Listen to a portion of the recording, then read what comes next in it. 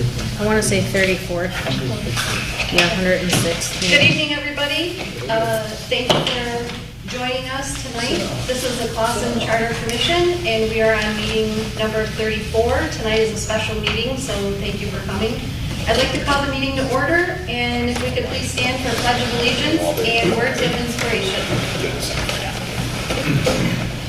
I pledge allegiance to the flag of the United States of America and to the republic for which it stands, one nation, under God, indivisible, with liberty and justice for all.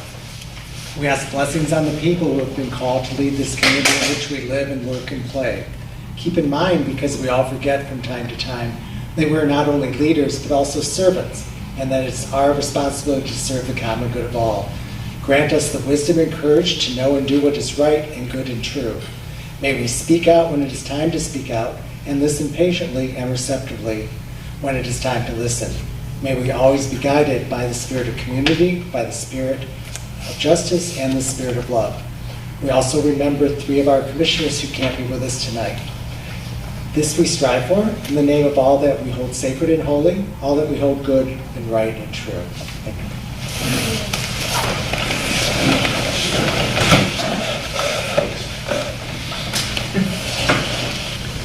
Okay, roll call when you're ready. Poland. Here. Dwyer. Absent. Hanser Maynard. Here. Irwin.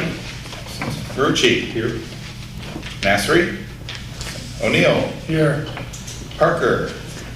Slowinski. Here. We're scraping by a quorum, Madam Chair. Thank you. Yeah, Brett will be here. He just Yeah, he'll be here. Okay. All right. Now we have public comment for items on the agenda. I don't know if it's on the agenda or not, so I'm going to take It's the whole charter. a little bit here. So I'm Nate Guerra, 413 Park Drive. Mr. Garrett, do you want to sit? You can take a seat over Yeah, there. come sit by me. The microphone will pick you up. Yeah. Yeah, the microphones That will way pick the you up. microphones will pick you Okay. up and you're not standing and, in an awkward position. Well, thank you so much, Madam Chair. I just wanted to say thank you to the commissioners here. I only got into city government recently, and I know what it's like to sit in front of this camera and deliberate on these matters, and I know it's a lot of work. It's a big commitment, and it's very uncomfortable, actually, for a great deal of it. And something as significant as altering the charter, boy, it's a lot to take on. So I appreciate your steadfastness. I wish all of you were here so I could thank you personally. Only question I had to bring up on public comment was that I'm kind of accustomed to the key issues or the key changes possibly being line items on the meeting minutes. And so if a resident or someone had a specific concern or opportunity to provide feedback on that item, could be in response to the meeting minutes showing that. As I understand it, this is a unique situation. You're obviously being counseled by the attorney, and I think there's a Google Drive and meeting minutes and meeting notes. I don't know about that, but Agenda or minutes? minutes. Minutes are what we did, and that's all cited, Yeah. every part we're on. Yes, and then on the agenda, there's typically, lately I've been seeing like actual line items, do you approve, If they do you don't, not yeah. approve? If they don't, they're going to get to that day. Right, but I think it's possible for some things to work its way into revisions outside of that process, which is fine, I'm not arguing about that. I just, there's so much I don't know about it. I think that's so much a lot of the residents don't know is going into the charter until kind of just recently, and revision, I think 4 is what is on the website currently. I downloaded that and looked through it, but I understand, maybe there's revisions since that time that are coming out. And I attended the town hall. Thank you for providing an opportunity for us to go there. I was one of very few people there, but it was very nice for you to provide that opportunity. I hope you will do that again, or at least provide a public comment in the future before the clock is out, before there's no more time to provide feedback from a different perspective, perhaps, before the final iteration is voted on, or however that would be done. Because I'm sure that there would be some some good things to be said there. I look forward to your success in this endeavor very much. The last 5 years were quite traumatic, and still are, I think. I think the Charter Commission's perspective is that's entirely, that trauma, that chaos, and that crisis was because of deficiencies in the charter, and certainly that's a good perspective. But I was talking with Commissioner O'Neill just earlier, and almost 80 years went by with the charter the way it was, and I don't recall that kind of trauma or crisis, and it just comes down to the character of the leaders that were in place at that point. And I would just ask that you not try to solve everything legislatively or legally. Some things we just have to demand that our elected officials act on good conscience, good character, and when they don't re-elect them. And some of these things we're just never going to be able to fix. The legal profession, no offense to you at all, but they get paid every time these crises happen, and the more opportunities and the more language that can become stickling, it will just feed a lot of lawsuits, and we've seen that as well in the last few years. So it's sort of a double-edged sword. But I am, again, very grateful for the commission doing what they have to ensure Clausen's long-term future and your steadfastness in that. So thank you so much. Thank you. Thank you. Appreciate you being here. I don't want to sit here because I'm not worthy of sitting here, but No, and just so you know, so every meeting that we've had 34 so far, everybody have always been welcome to come and make a public comment for items on the agenda and items also not on the agenda. Yeah. So the town hall meetings were good for people who couldn't come to the meetings, and those were a little bit extra. But yeah, so thank you. Yeah. Okay, so moving on to new business. Actually, I'd like to add two things, or just one thing. Just add the attorney invoice onto the new business for C. I'd like to make a motion to add and discuss, take action on the attorney invoice for March. Okay, all in favor? Aye. Okay. Okay, so moving on to A, approve the minutes from the March 28th meeting.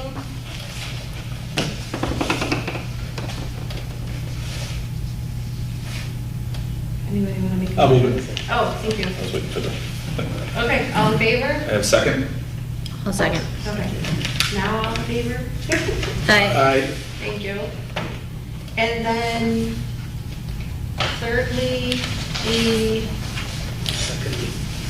Did you do the February reports at the last meeting? Was that a holdover? that was a holdover because we didn't discuss them.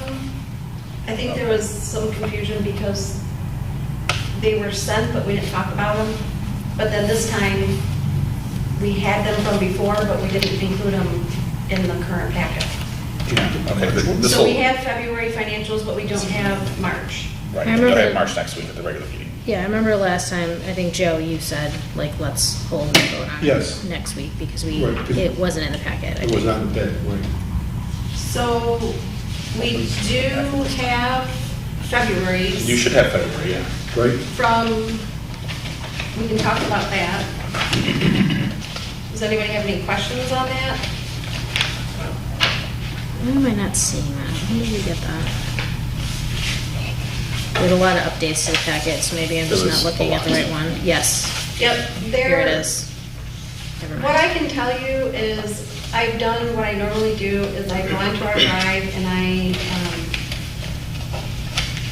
I've been keeping track of the invoices coming in, when they're paid, when we approve them, just to keep track of how much money we have left in our budget. And with February, which February, at the time that we received that, only went up to the 13th. So we'll probably receive more from the 13th on, and then all of March, next week, August? Oh, yeah. Okay, Yeah, you so, did everything. but from what I see so far, we're in agreement with what they have, with what we have. I can say that. As far as the detail though, I can't give you that. But one thing that I probably should bring up is, when I did do that, regarding this next invoice that we have from our attorney for the month of March, the remainder of the budget, so it was in this packet, I think it was sent. I printed merge, but I didn't see the attorney one, so was that the 68-page packet or something? It looks like it is. It was in the, addendum of the 7 emails that went out today. And I missed stuff, I'm sorry. Do you want to see the one that I? I apologize. Yeah. It's two-sided. It's two-sided, and the amount is $37.42.50, which is something to note, because that leaves us with the budgeted amount that we have, $42.37.50 for the remainder of the year. So if we have another month like this, we'll be out of money. So we will then go to the city council and ask for additional appropriation. Yep. And you are in the budget for a full 20 starting June 1st.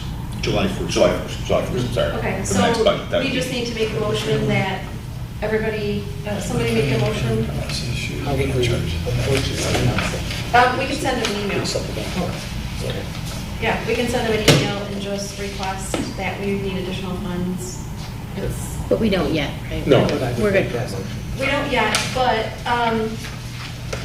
if we can maybe ask an idea for like a forthcoming estimated amount on what I'd you just could look be at that one. thinking April, May, and June.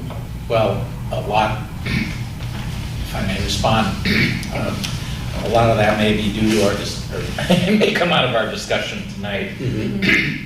What I was going to say, I'm sorry, I got a frog in my throat all of a sudden. We've had to do a lot of the heavy lifting has been condensed over the last couple of months, certainly the last 4 to 6 weeks. I think we have been doing more writing and breaking down and deliberating over the substantive matters over the last few months, or last few weeks, than we had up to that. But I think we're closing in on the finish line on that point. I mean, we've got some business tonight, and maybe we will at the next meeting too, but I think we're close to where the hard part, the heavy lifting as far as the legal writing and so on, I think we're drawing toward an end.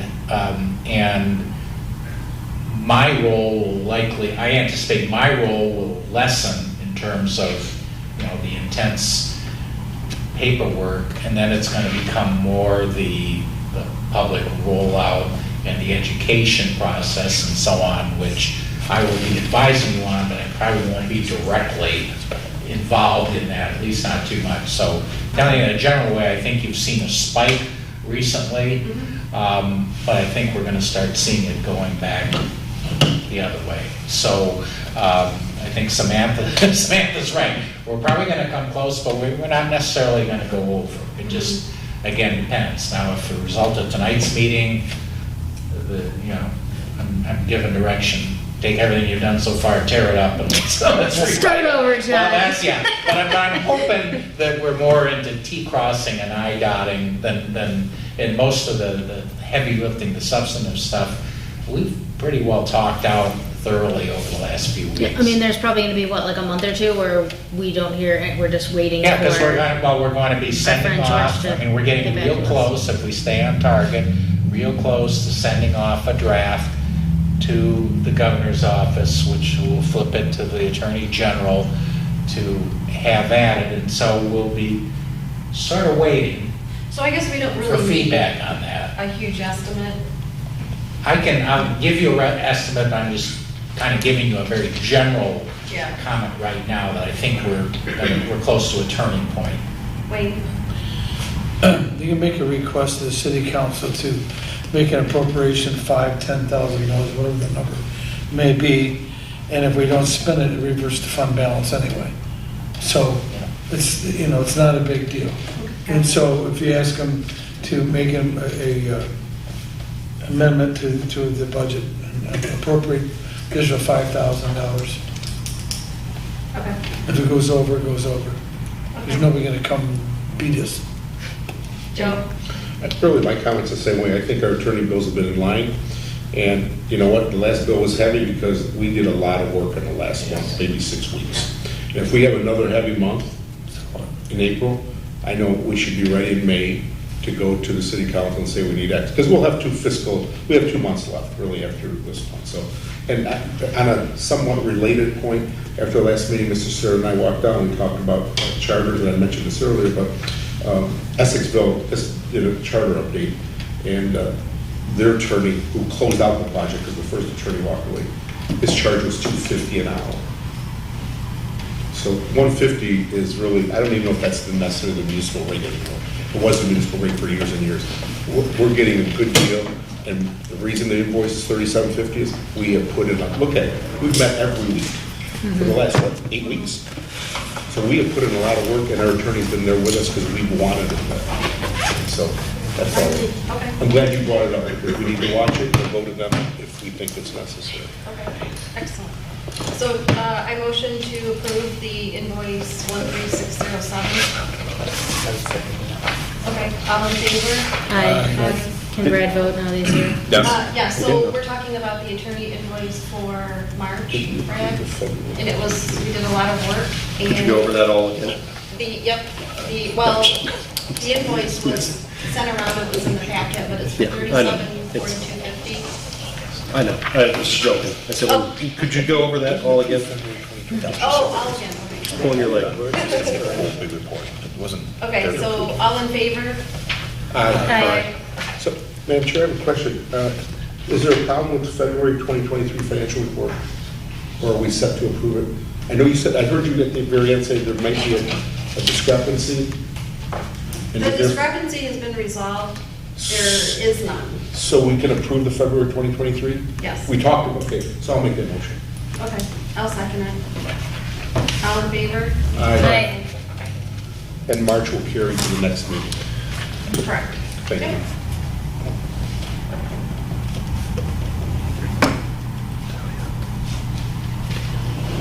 Okay, now we'll head on to new business. Discussion and any action on the items of concern upon commissioner review. Version 7. I want to take a minute to look this up real quick. I would like to see what's online. What versions got updated, uploaded, just so that everybody knows. When you go to the City of Clausen website and you go to your government, boards and commissions, and you click on charter commissions, we have versions 1, 2, 3, and 4. Oh, boy. Yep. I think you've only adopted changes up through 4. We've done a lot of talking, Yes. but we haven't adopted Correct. anything 5 since and 4. 6 and- So that would explain, I would think, Yep. justify Yeah, why because once they're approved- why you wouldn't have 5, 6, or 7 on there yet. Yep, okay.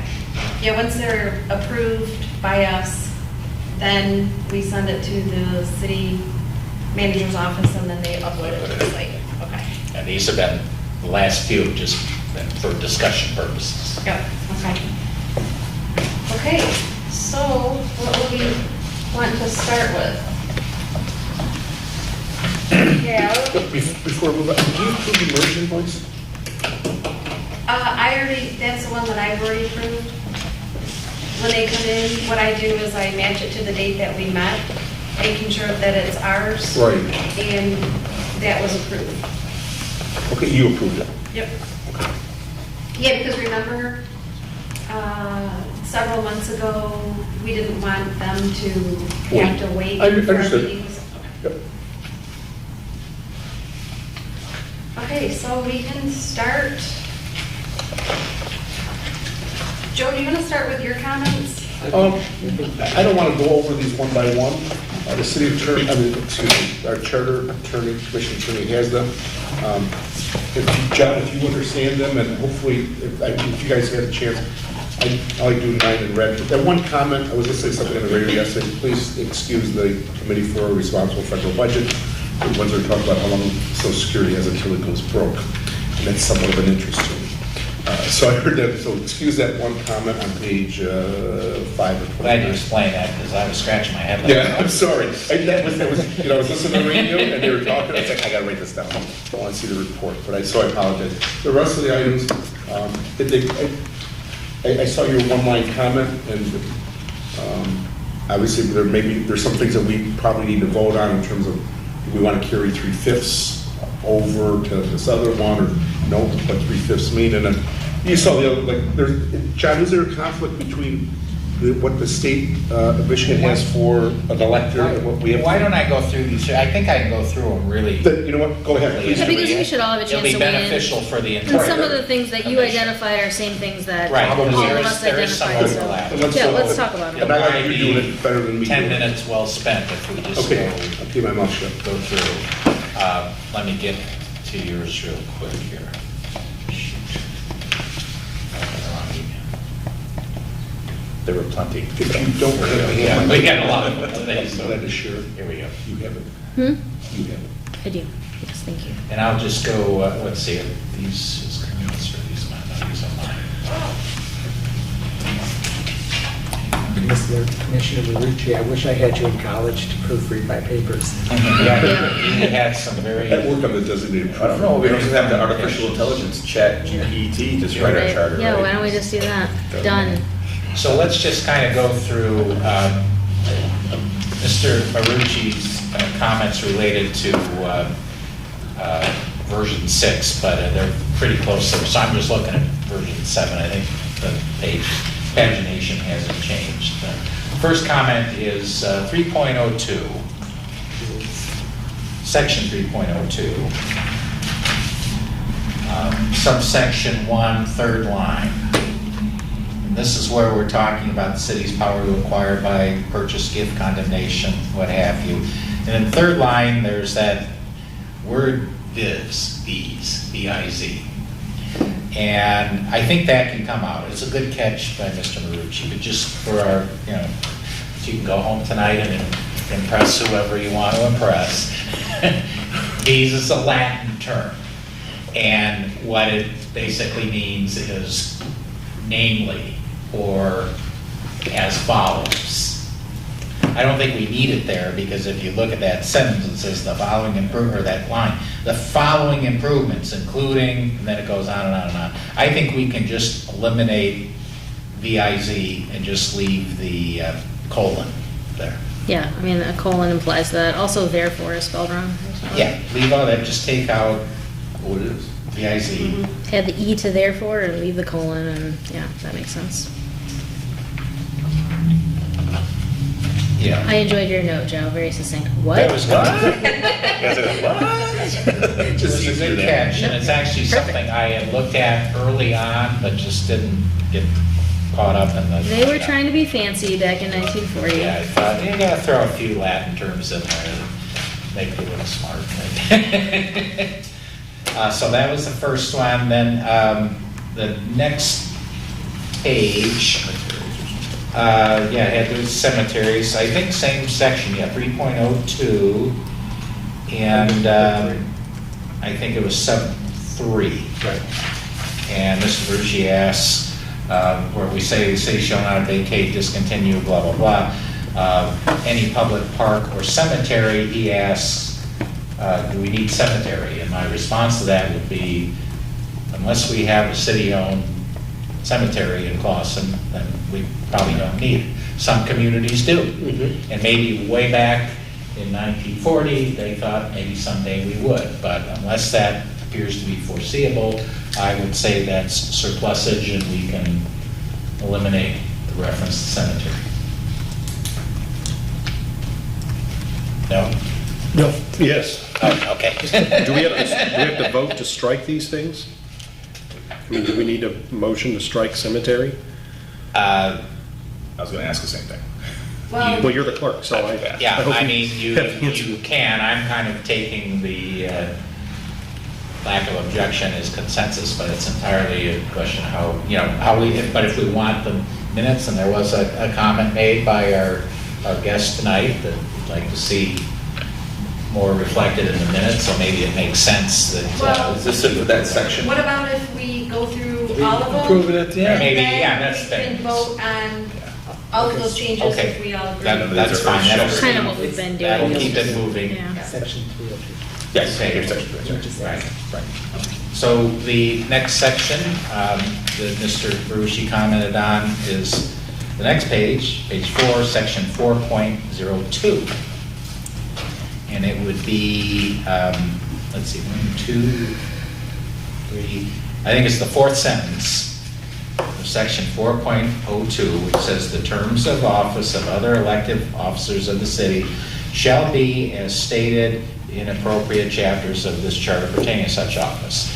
And the question is, do we even need to say that? And my response to that is no. I think this is redundant because we're saying in 4.02 what the mayor's and the council's terms of office are, and we don't really have any other elected offices. So that sentence is really more confusing than it is helpful. I would just delete it entirely.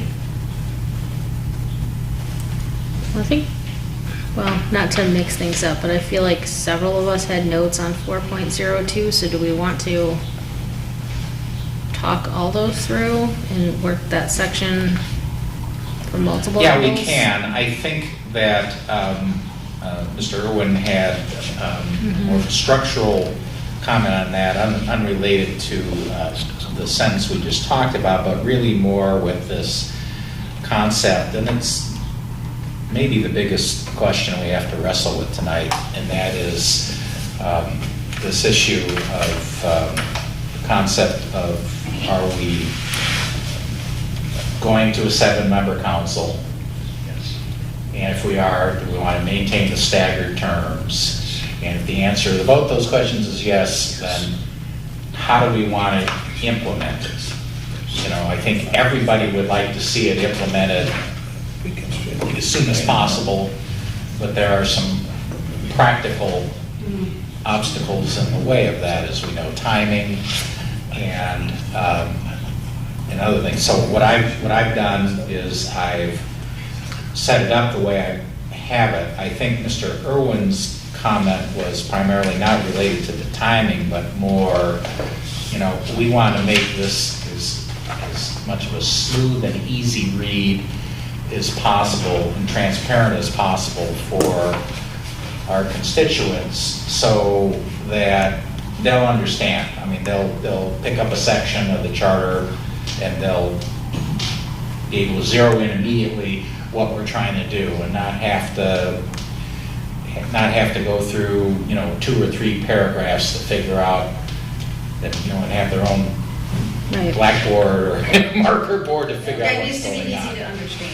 So what I tried to do, you know, for simplicity in writing was to leave the, you know, the current stuff in place and then add the transitional language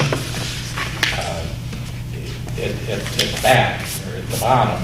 And I think Mr. Irwin's comments, and he can certainly speak for himself, is that maybe that's not the way to do it, that maybe we should come out at the onset and say, this is where we're going, and then close with, but meanwhile, here's what we're left with until we get to the goal line or the finish line. Can that be That- like an addendum? Like, well, I was brainstorming. Well, I got sent a resolution from the city of Linden this afternoon when they did this in 2013, which terms they did, how they moved it around. She sent me an example of one. Because I did ask the clerk's forum, does anyone change their terms and how did you handle it? I got one response, but it's 10 years old, but I do have one. Just Yeah, waiting for it to come up and- again. And I've seen a couple of other charters. What we're doing is fairly unique. You don't often see the size of the council being changed. I mean, usually It is what it is. It starts out at 5, or it starts out at 7, or it starts out at 9, and it stays that way. And for the reasons we've discussed, we're going to 7. I suppose another way, well, a couple things. On your point, there is another way to do it. I thought, for transparency reasons and so on, this was the best way. But I have seen some charters where they save all the transitional stuff, all the transitional sections and provisions for a chapter at the very end called transition. That's what I've seen. We can do that. My concern was, and it's ultimately up to you folks, the collective wisdom of the 9 commissioners, is I thought that might actually be more confusing for people. Because they're reading section 4.02, and then 25 pages later, they see something that says, well, wait a minute. It was 7 council members, now it's 5, and I wasn't sure if that was more helpful or actually more confusing. So that's why I did it this way. I thought I would put the transitional language right in the section where it really applies to, where we're talking about number of council members and council member terms. But again, entirely up to the commission what you think is the best way to go. There's no one right or one wrong answer. Yeah. It's a matter of preference. As we talked about it, Brad? I think the problem with the way you've got it laid out, I don't want to say you make it like you're a problem, but the way that to your first point about it could be more confusing at the end, the transition is going to happen one time, Yes. and then it's going to be done. But if we put the transition in section 4, right, then it's going to stay there. That transition language is going to stay there for as long as this charter is in effect. So to start each one of those sections with the old charter language that we're recommending we replace, I feel like it's confusing, because as people are scanning through the charter, they're going to see that first paragraph, and that's going to be confusing to them. So I feel like in those sections, we should say clearly and upfront, this is how we are organizing city government. And then that transitional section, the reason I said I've seen it in other charters at the end, Yes. I think is because once you do the transition is done.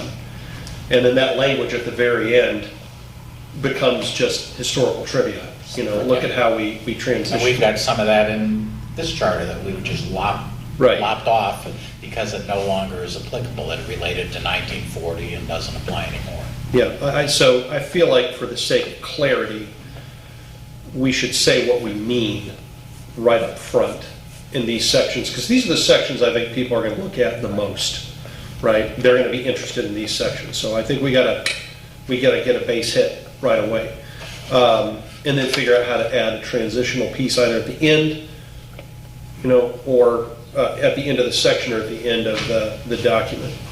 The other thing I was going to say is that the transitional language I found to be confusing to me, and I don't get confused very often when I read stuff. So I feel like it needs to be reworked so that it's more understandable to the common person who's going to really want to understand how the transition is going to take place. And I didn't have time to come up with another idea, so I hate to say I have a problem. Waiting for that. And then not offer a solution to it. Well, and I was confused too about so I thought, and maybe my math is wrong, so there are 3 seats up this year, right? So 2 council seats 2 council and the mayor. Oh, I thought it was 3 council. 2 in the mayor. Okay. All right, then because I was thinking it was 3 in the mayor, and then I'm like, I thought we were just adding 2 seats to 2025, and then it'll be 3, 4, and then we're good. But I'm forgetting about the mayor, so So- never mind, that math doesn't work. I need a chart.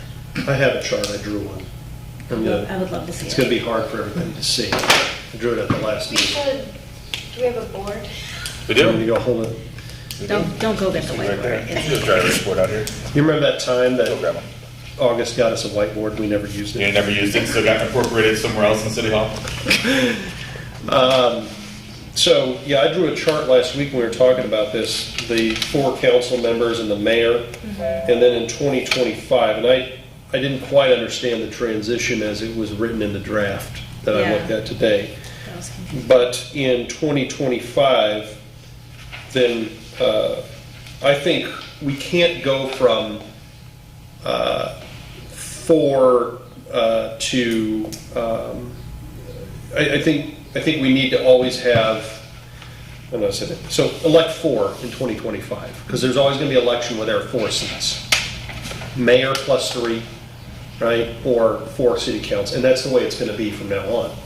So We're gonna have if- 4 and if we have 3 3 incumbents in Right. 2025, which we'll have 3 incumbents in 2025, then we elect 4 seats, and now we've got our 7. So to me, that seems like the simplest way to get it done faster without it being total chaos. Like, people can understand if we say to them, in 2025, we're going to make the transition. So the mayor is going to be elected to a 2-year term this November 2023. And then in 2025, there's going to be the mayor is going to be up for election to a 4-year term. And then we're going to add the new seats in 2025. Everybody can understand that, Yeah. right? So mayor plus 3 in 25, and then in 27, it would be the other Oh, 3. but it's because more the than mayor would plus be- 3. It's going to be mayor plus 4. Right. It's going to be mayor plus 4, right? And then in Yes. 27, you're going to Fourth seat, have. That's why you've got that for a partial term. Right, but then after that, you get, so it's going to be clunky somewhere, but I feel Well, like the the easier it is reason- for people to understand. Yeah. The reason that it's written the way, and you're struggling with it a little bit, and I thought I wrote it as simply as I could. We have to remember that the council members who are going to be elected this November, the 2 this November, the 2 in 2025, those are 4-year terms. Right. And then in 2025, we're talking about adding the 2 new council seats. Again, 4-year terms, unless you do it the way that I've written it here, which is 3 of them will be 4-year terms, but 1 of them will only be a 2-year term. Because Yeah. otherwise, what you're going to have, starting with 2025, you're going to have a mayor plus 4, and then in 2027, you're going to have just 2.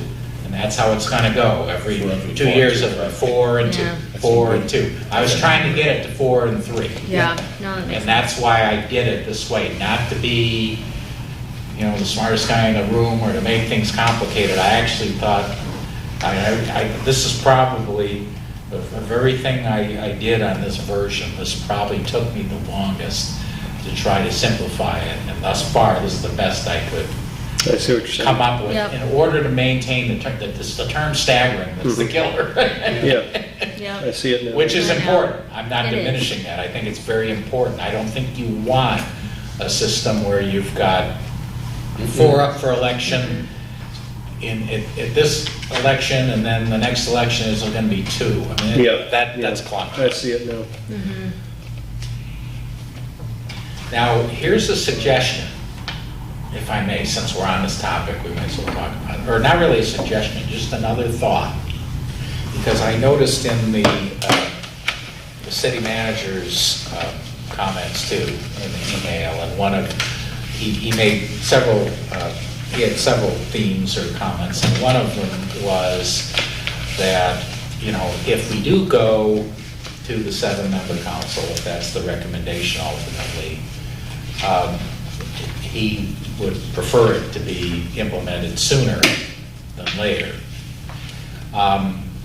Just a thought on that. I'm not sure it's a good one, but I'll throw it out there.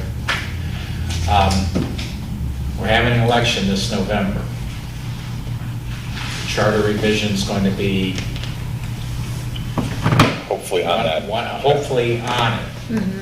I don't know, I'm gonna have to defer to August here about the timing on it, but you could potentially have one of the new or both of the new council seats on that election too, and those, you don't think so? You could, Say you those- can't do it until it's approved. But Well, those his would, face well, just answered the but question. here's what I was thinking, Contingent on approval. yeah, that they would be tie barred, and here's why I was thinking I don't know if about you it. guys were. It's I was very gonna say, unusual, that's but I was gonna definitely say, that's exactly what That was happened a legal decision. with the charter commission, is item one on the ballot, to revise the charter.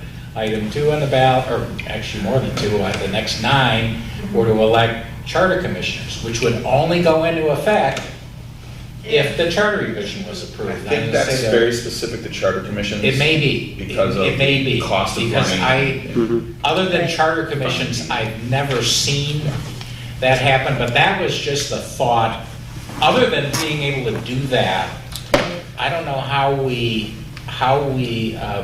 move up the implementation of the expanded council with electing people at regular elections and maintaining term staggering. I just don't see any way to avoid pushing it out to 2025 Yeah. before we start to No, implement thanks for that. talking through that. I think that makes a lot more sense, and you're right, that's like we don't want to upset the whole apple cart here, that's probably the simplest way to do it and the quickest way to do it, aside from Yeah. appointing people, which we don't want to get into doing, and,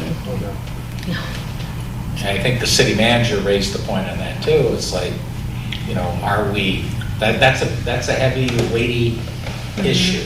And if it's confusing, is it going to be confusing to the voters? And is it going to be so confusing that we throw out the baby with the bathwater, that we lose everything because voters are stuck on this point? That's what I gleaned from one of the city manager's comments is this the most important thing that we're willing to risk losing the voters, or are there other more important things that I really can't we see how should people would focus be on? that upset about it, but, sorry, Chalka. I think it's more of an understanding thing than a being upset. Right. In looking at the city manager's comment, and really going back, and I don't recall how the current mayor felt on him, or any of the elected officials, but we seemed like we were driven, like we gotta go to 7. And I only want to say, let's just look at that for a minute. And the only reason I say is, I don't know what the right number is, other than it's gotta be an odd number. Because I worked in cities that were smaller than this, and we had 7. I worked in cities that were twice this size, and we've had 5. It's, what do we feel? And there's no right number. That's why, I know this is, you go to Bay City, which is about 30,000 people, they've got 9. I like 5 or 7, and let's just look at it. It's gonna be confusing. If we're gonna do it, let's do it the right way as the attorney has it. Like you said, we don't wanna confuse people, we don't wanna have a special election, an appointment for someone, or anything like that. Are we married to 7? We've done a lot of work on it, we've had some really good discussion on it, and that's all I'm saying is, we're not all 9 here today, so I wouldn't suggest, but just something to look at. It's like, if we see it's confusing, but I think what he's laid out is probably the best way to do it, without doing goofy things like having a special election or anything, or appointing people, but all I say is, just look at it. I'm willing to go either one. I prefer the 5, but I don't want the 7, because I thought, you know what? People have said that, and there's no reason for me to object other than it's a number, and it's as right as wrong as any other community does in their community. It's what do we feel? I don't think people are disenfranchised with 5. I really don't. Yeah, I felt the same way when we started the process, because I felt like the more we changed, the more trouble we could get into, right? If it's not broke, don't fix it. And then I remember the night that we deliberated the size of the council, we talked about the pros and cons of 5 versus 7. I mentioned that James Petrino actually caught me in the hall at at work and talked to me about it for a while. And his argument was that, you know, when you have 7 council members, it spreads the power out more. And so your council's not hamstrung in a situation where you only have 5 and maybe 2 people leave, and then you've got 3 people. So we deliberated it a lot, and I feel like the consensus in the room came out that yes, 7 would be better. It would be better for city government in Clawson. The hard thing would be the implementation. So I'm of the opinion that we deliberated the issue, reached our consensus about what is best to recommend to the people, and now we're dealing with the difficulty of implementation. And I would hate to see us reverse everything that we already deliberated and came out on just because it's hard to figure out how to get it done. Now, actually, it's not hard to get it done in the sense that, you know, we're not talking about a moon mission or anything here. And as you said, Mr. Starn came up with a way to implement the change over to the 7-person council with the staggered years. My point was that it was confusing to read the section that describes how to do that. So I'm sitting here drawing pictures and thinking it through, and right now it's a writing problem. The deliberation is done. We figured out what we think would be best for the people of Clawson and their city government going forward. We're trying to figure out how to implement, and if Mr. Starn's system, while awkward, because any changeover here is going to be awkward, there's no way around that. If it's awkward, that's just what it is, but can we find a way to write it better? Because if it's just simply a matter of revising the language a little so that it's clearer, not to lawyers, but to, you know, I always go with the USA Today method. USA Today is written for 4th grade reading level. And I know it's a charter document. If there's a way we can revise it somewhat to make it more understandable, then that, if it still doesn't work, then we have a different issue. But I feel like that's the place to start is with the least dramatic change to what we've already agreed upon and voted on. I agree entirely, and certainly over the next few days, I'm not married to this language either. If others see a better way to say what we're trying to say here, my pride will not get in the way. We understand the concept. That's it. We understand what we're trying to get to. Difficulty is what's the fastest, straightest, easiest way to get there. Honestly, I think it reads fine. It was just like head spinning with all the different, well, why are Right. once you know the why, I think it's very clear. And That's going to be the right. hard part to explain, but I think the actual language to go into the document is very clear as is. And maybe moving it is one of the earlier suggestions was moving it to a transition chapter and separating it from where I've put it right now in 4.02 might make it a little clearer to the average reader who is looking at this and wondering what this paragraph says this, and then the second paragraph says something else, what the heck's going on? Right. That's what we're trying to avoid. I think, one, if there is a transition chapter, and I have seen that in other charters, if there's a transition chapter and people see that it's a transition chapter, then you understand the function of this. Yeah. This is transitional, it's temporary, it gets us to where we need to go. I think one thing that could make this paragraph better, in terms of the 3 highest vote getters hold office for 4 years, and the 4th highest for 2 years. This is the way you're working through that problem we're discussing. I think because you put at the end of that paragraph, the commencing with the 2027 regular election thereafter, 3 council members shall be elected every 2 years and shall hold office for a term of 4 years. That's clear to me, but we've had members of this commission who have consistently gotten confused every time they read something about elected every 2 years. What you're talking about is the staggering there, but we have Yes. people that have been looking at this document for over a year who still get confused and think that we're talking about an election every 2 years. So I think that one sentence right there, while necessary, if we could, I think that might be the thing that makes it confusing, is because you've just explained that the fourth highest vote getter serves a 2-year term, right? And then we go to 4-year terms. But that you're trying to describe how it's staggered, Correct. right? And that's confusing to people. And so I think finding a way to separate those two different ideas could possibly solve the problem. One way would be to start a new paragraph right there. Yeah, I'm just saying, I feel like it's a writing revision Yep, I issue gotcha. more than It's a good point. anything else. Some others have said this too. Laura, you were saying this, and Brad, maybe you too. Like, I like the idea of starting that section with where we want to end up. So almost like moving that 2027 to the front, because like this is how we want, starting in 2027 and forevermore.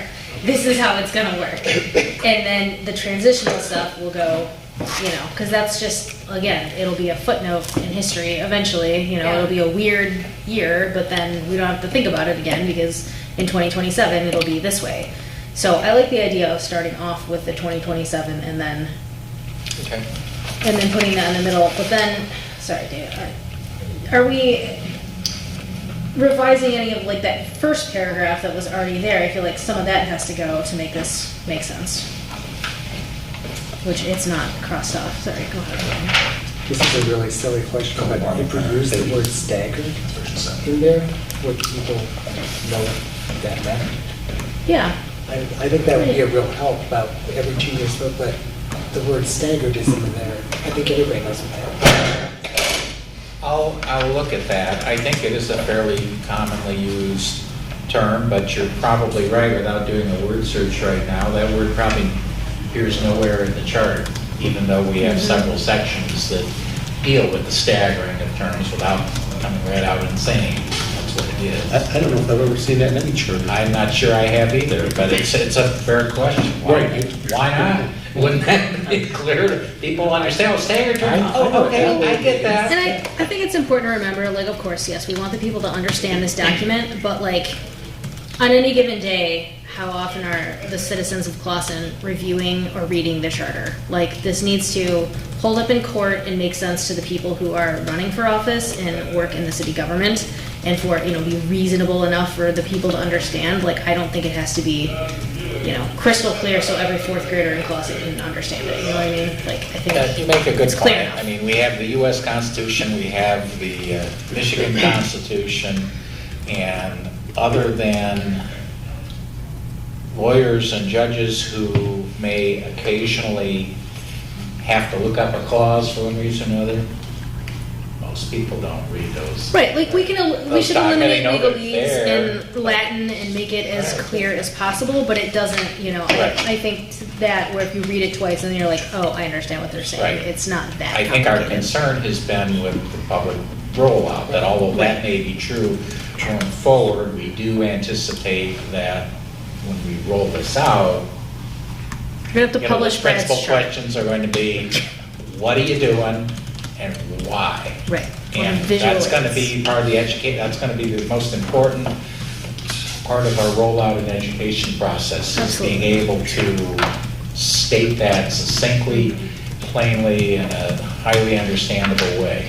Yeah, we said that we would do that from the beginning, is Right. we want something that a resident can pick, Right. they're going to read it, they're gonna look at it, and they're going to know exactly what we mean Right. in And I- clear terms. I mean, there is going to be some technical terminology. I mean, has to, is just the way the law is. So there's no completely getting rid of it, although we can get rid of Vs, VIC. I'll give you this. Or this.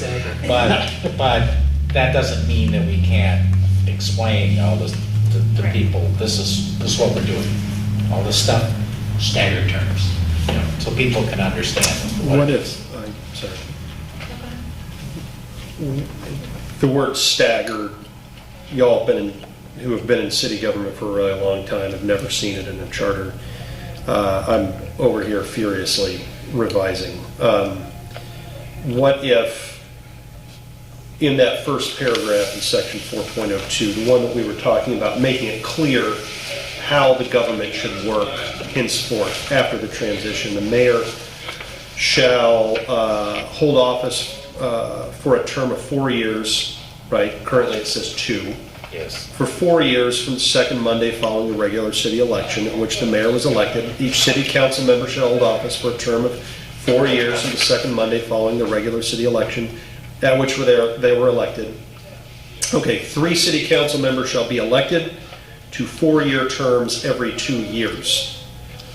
The terms of office or other elective officers of the city shall be as stated, et cetera, et cetera. So the word staggered is not in there. So you're saying 3 city council members shall be elected to 4-year terms every 2 years, which would make more sense, I think, to people. You're not saying staggered elections, you're saying every 2 years, Yeah. we're gonna have 3 city council members elected to a 4-year term. So it's taking the language that's there, it's just making that adjustment. I think adding the length of the term to that sentence makes the 2 years more clear because you're saying Yes. Yeah. It's I agree. redundant. Yes. You know, we've taken out some redundancies. It's redundant, but it's redundant for the purpose of making clear to the reader that we are staggering Right. the terms of city council And members. honestly, it only seems confusing right now because right now the mayor has a 2-year term, so we're dealing with 2-year terms and 4-year terms. Like in the future, when everyone's on a 4-year term, that won't even pop into people's minds. It will just make a lot more sense. Because 4 will just be the norm and what everyone is doing. Do you, question for this side of it, do you know what is a stager? Stager? Stager. I've never heard, you use it in a charter, I've never heard of it. Okay, is it allowed for me to be texting somebody? I just asked, what's that? I just asked James Vetrano a question via text, and he said, what is the stager for the 5 existing seats? I think he meant stagger, probably. Maybe, Yeah. okay. He, might be voice texting. I bring this up because I talked to him yesterday, Yeah, and I of told course, him our that what answer we is did. it's 2 council members every 2 years. And he told me right that now. he's worked, because he does government consulting, he's working with several townships right now that are increasing their township commissions from 5 to 7 Okay. seats. And it's actually becoming kind of a trend. So I just texted him and I said, how are you advising these townships to go from 5 to 7 seats? Love to hear it. Okay.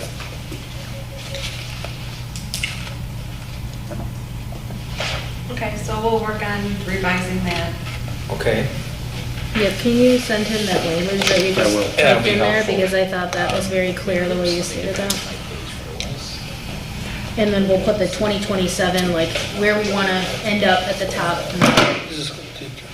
So, through our discussion, our multifaceted discussion of 4.02, we actually covered a number of the comments. We really did. From this morning, and the heavy, heavy. So, and we can certainly come back, but let me just kind of get through the rest of Mr. Marucci's things quickly, if we can. His next comment related to section 4.05, just down the page a little ways. And it's really a question: when will the organizational meeting be held? And the charter doesn't specifically talk about an organizational meeting. It talks about when does the new council take office, and the answer is on the second Monday following the election, which is traditionally, in that first meeting, has traditionally been run as an organizational meeting. That's more, I think, out of custom and practice. It's not, and I think there may even be an ordinance that says it, but it's not. I think there's an ordinance. It's not in the charter itself. It can be, doesn't have to be. I think it's an really a ordinance. local preference.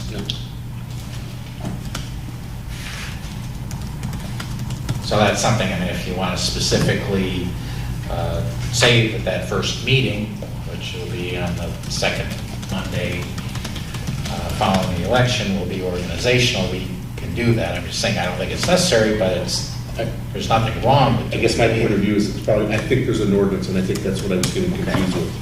Because we were changing the days of the meeting, like, when is it, was the meeting the first, I know when I was here, I confused the meeting when it was to be held. I think I actually held the meeting 1 week quicker than it should have been held. Yeah. But then we talked about it. Right, we talked about it. We always did. Yeah, we always did. The next point was in 4.06, where we talked about this earlier, and we agreed that the sentence that talks about there shall be no standing committees of the city council. We agreed before that should be deleted in order to allow standing committees. And as I'm understanding Mr. Marucci's comment, he is asking, well, should we specifically say, Right. that instead of just leaving it unmentioned, should we say that council can establish standing committees? I mean, I think we are tacitly saying that, it's, by Well, not we're saying it prohibiting by, them. by omission. Right, By removing the prohibition, right. there's nothing in the way of them doing that. I mean, that's a customary thing under rules of procedure and everything else that bodies, public and private, can have, committees and subcommittees unless there's something that prohibits that, and we're removing the prohibition. Again, that's a, Is it fair to say, I don't see any authorization, so what you're doing is wrong? Or is what you're saying, that's my only point. You're right, is- it's a or it doesn't say you can't, so we Right, can and do then we sit there it. and argue, we Right. arm wrestle, and we call each other names. If we want to ban it, that's good. That's all I'm saying is, I'm not saying it's a good idea or bad, I'm just saying, Well- since I think our intention was to allow them. Yes, Yeah. it was. but there's just, just so. and To I- allow committees. And I that's the- get that, Yeah. but just so we understand, we're not, through this charter, it's not our intention here, I hope anyway, that we are going to list every power or thing the city can do, and if it's not in here, it won't happen, because otherwise this is gonna be like a 1,500-page document rather than a 30-page John, I document. take your wisdom. If you think that's a fair reading, That's and the- that's what, yeah.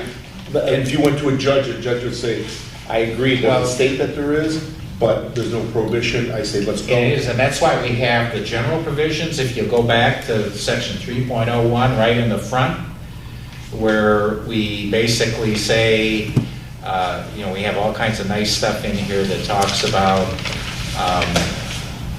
let me find it.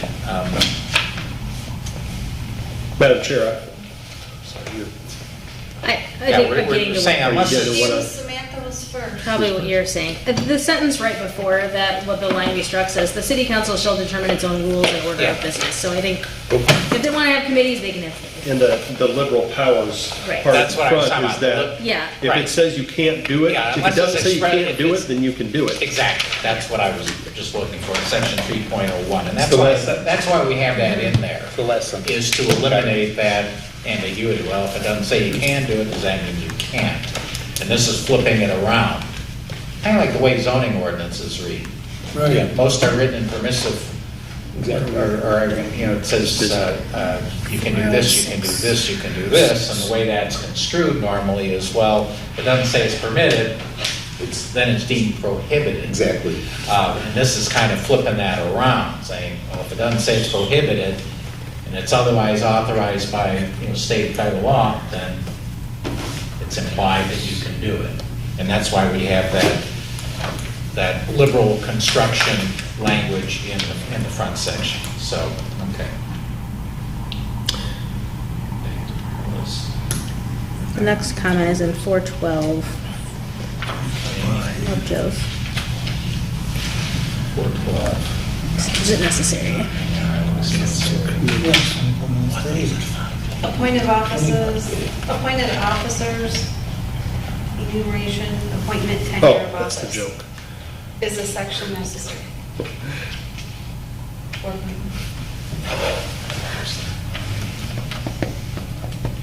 Oh, okay, yep, for 2012. Is this section necessary? Well, we spent, I think, the lion's share of the last meeting talking about this When's the section. time on that section? Yeah, Um, we slid some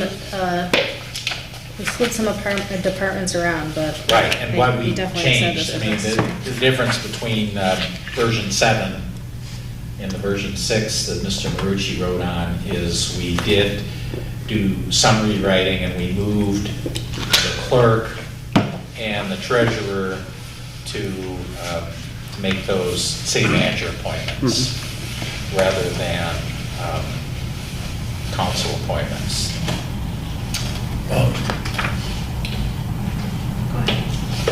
You know, the city manager has written a note that this is one of his biggest heartburns.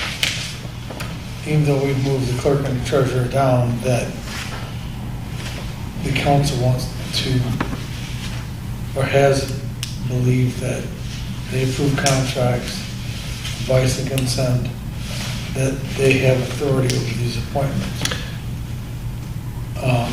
And you see where they include the city attorney's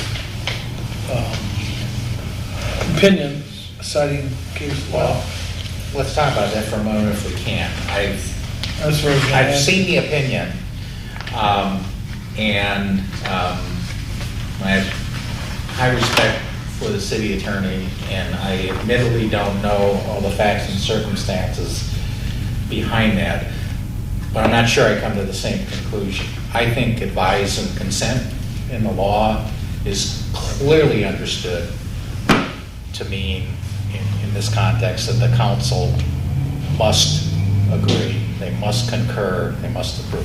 This is the same language that's in the U.S. Constitution with respect to the president's appointments upon the advice and consent of the Senate. We all know that means the Senate's got to approve the appointments, or they don't happen.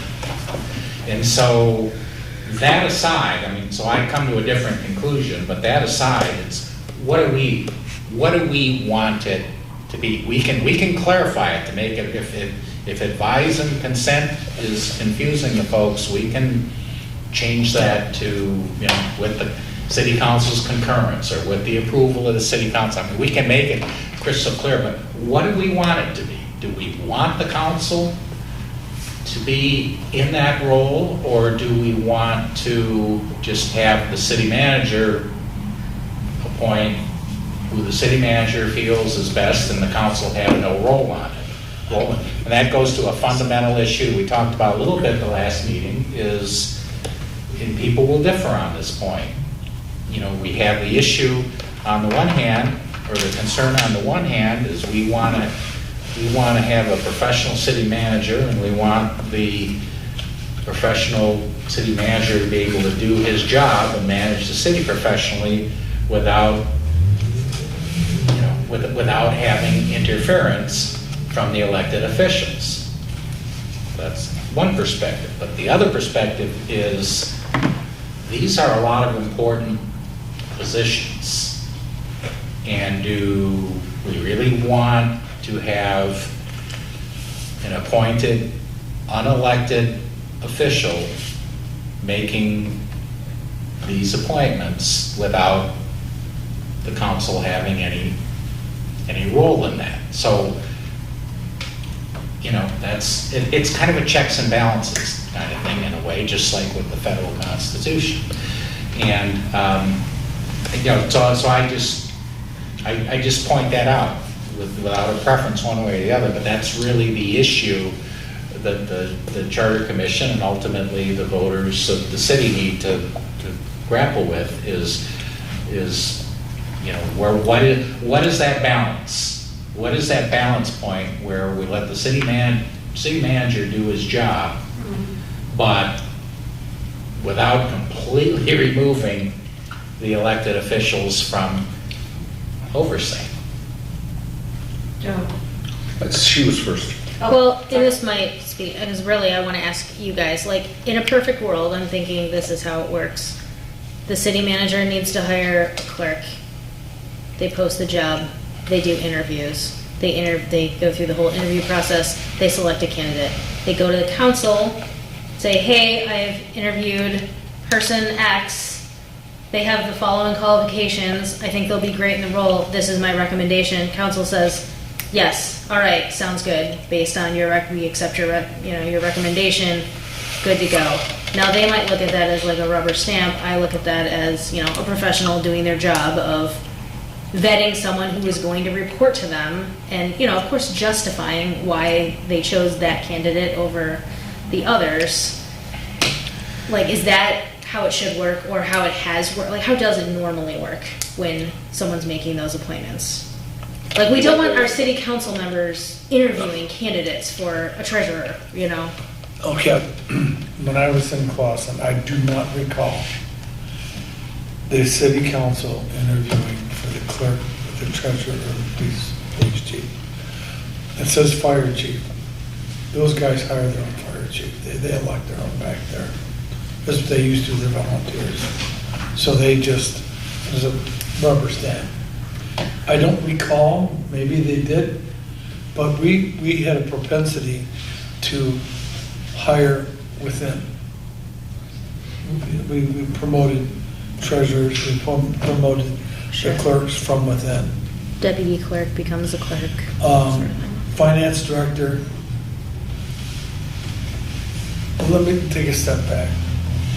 I had a very good relationship with my city council, and I would meet with them, either one-on-one, this is way before the meeting guy, and I would tell them the direction I'm going and why I think we should go in this direction.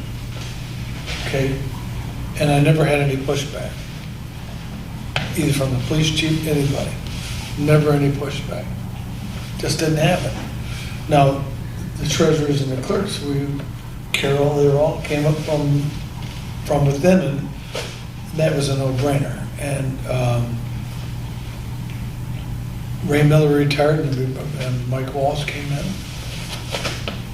I mean, I just made him the police chief of Marvin Council, and they approved. I mean, I just didn't have any pushback. I don't think there's a perfect word to convey what we actually want to happen, like advice and consent to me means one thing, but it might mean something else to someone else. That's right. It's like, we need to get involved. But you've got a council now that, one of the reasons we're moving the clerk and the treasurer down is because you heard what August said. We appoint you. Right.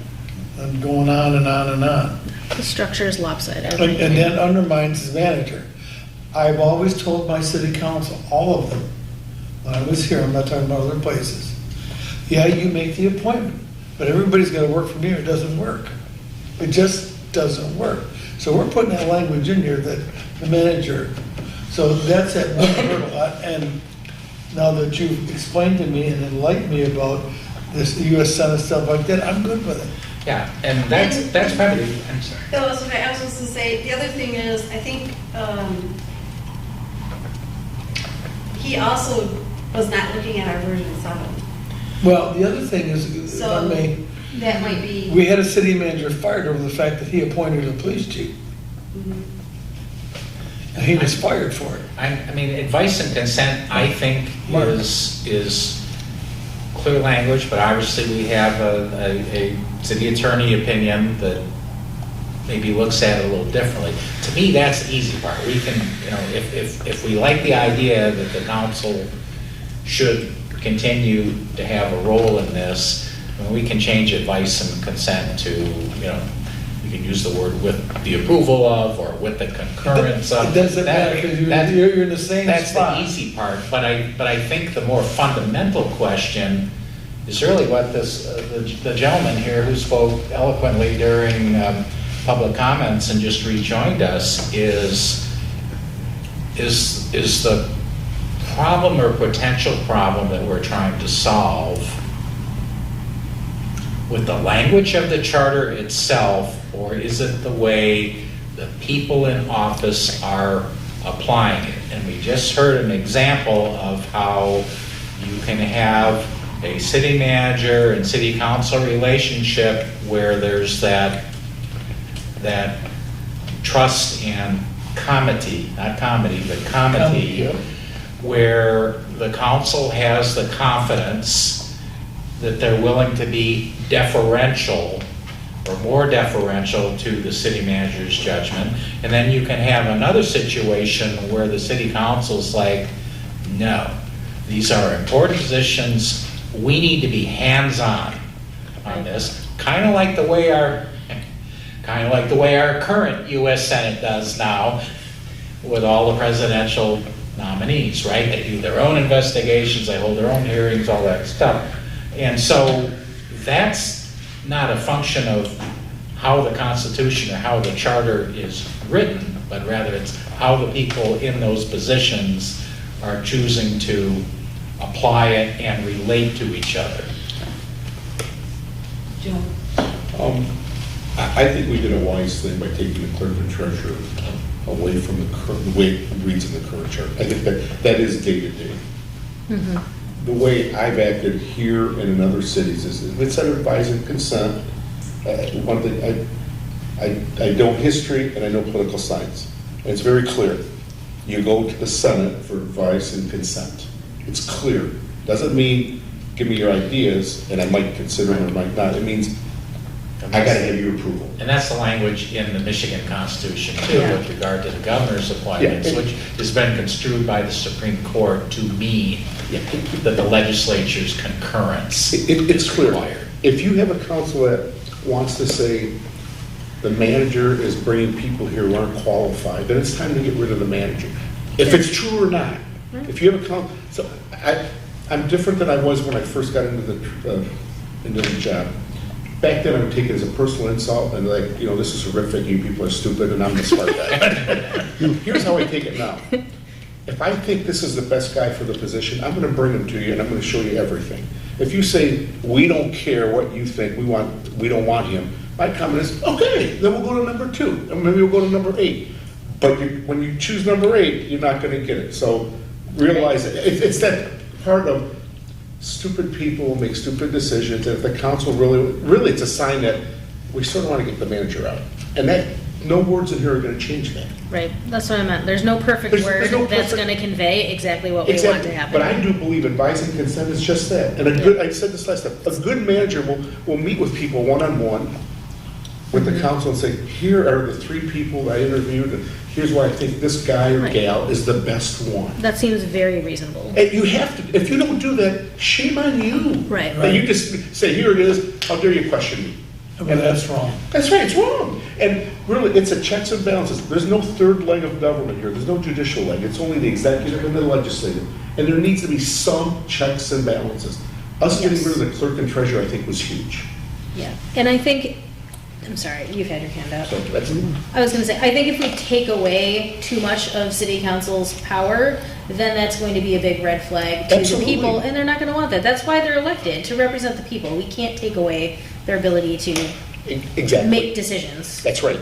I think these are about the highest level decisions you can make.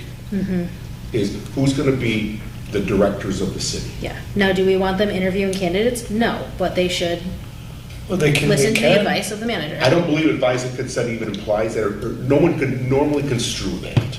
I think that I don't think there's anything that prevents the council from going to that point, but it would be very unusual. Yeah, that's why I have a manager.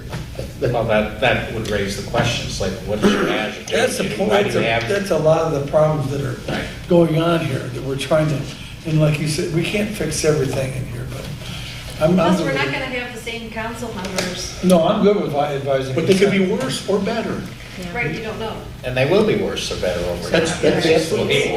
That's right. Center. Times Go ahead, change. Brad. I see at this point, because y'all read what I wrote today, I see this really just as a political question. The Senate has to approve Supreme Court nominees and, whoever, but it's political theater. They do it for That's what it's political theater. become, So yes. yeah, you think in a city government that won't happen as much because things actually have to get done at the city level. And because our city offices, our elected officials are supposed to be elected on a nonpartisan Right, basis. right. It's not like it is the federal government where here's the So- people on the blue side, here's the people on the red side. If we're talking about the words advise and consent, which I feel like has been the theme of my day since, reading reading all the material we have, should they be in there or should they not be in there? On one level, I think, these are going to come out in random order. They're talking about interviewing clerk and treasurer candidates. We don't want the city council, doing interviews with these candidates. We want to believe that our city manager is good enough at doing her or his job to interview those candidates. So the interview process, so to speak, is the city council really interviews the city manager. Who have you got? And who do you choose, right? I think the people would want to hear that conversation in a public forum, right? Because these are positions that are important to the people. City clerk is an elected position in a lot of places, Yes. just because of the nature of the job. People want to know who their police chief is going to be. So for the city manager to come to city council and tell city council, this is who I think we need to bring in, right? And to have the city council ask questions and to have that conversation in a public forum, I think is good for the people. What we're trying to do is to limit council interference in the day-to-day operations of the city, which bogs everything down. Now, you could take advise and consent out the way I see it. If you think that makes it safer, if that's the right word, for the city manager to do the job of city manager. And the people would go for that and say, we feel like we're not losing any accountability by taking that out, great. If I were on city council, I can tell you right now, I wouldn't need the words advise and consent if I thought that was a problem. Because I'd be asking the city manager a question, I'd be bringing things up, because that's my job, right? To me, it just all boils back down to, we can't control who's going to be in office in the future. Or Who's gonna be city manager. We don't know who that's going to be. We're trying to create some nice guardrails here and foresee consequences and unintended consequences, and it's got to get passed in November. So if the people think that leaving advise and consent gives them the accountability they want and they feel safer that way, they're likely to say, let's pass this charter revision. If they say, oh, that's too much control for city council, which recently, I feel, I don't like to say this out loud, but I feel like the people, the vibe I've gotten from the people is that they were fed up with their city council members and their mayor interfering in the city manager's business. That was the vibe I got. And I think the people that did that would not get reelected. That's just my personal opinion. I don't know that that's true. So there is that accountability of the people getting fed up with the city council for sticking their noses where the people don't want them to stick their noses, and firing city council, because that's who fires city council, is the people. I don't know if I said anything just now. You did. But Let me say something before I speak. No, that was good. Right, so are we gravitating toward leaving advice and consent in, or taking it out, or changing it to, Leave it alone. just leave it? I agree. I agree. It's in the state constitution, it's in the US Constitution, it's valid language for this sort of thing. All right, moving along rapidly, I think, the next comment I see is relating to the city assessor, section 4.18. This is talking about what, if we have a city assessor, what the city assessor does, and the question is, do we need to authorize the contractual service? And I think my quick answer is no. I think this is fine, as is.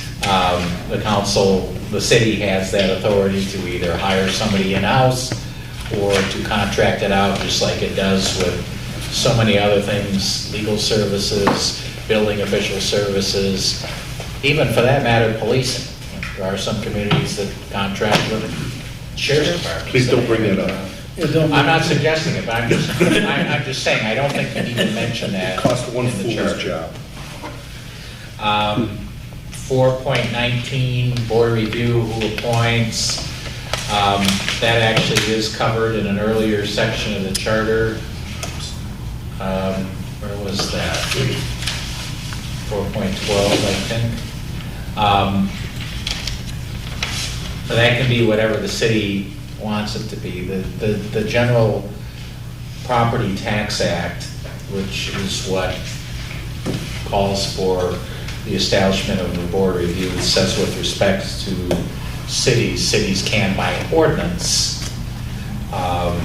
determine how they want to appoint a board review. And that typically, my experience is that typically has been done by the elected officials, by the city council.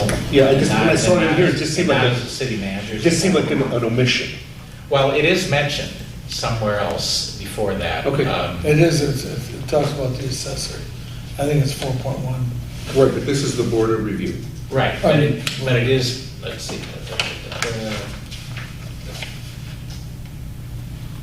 Where was it?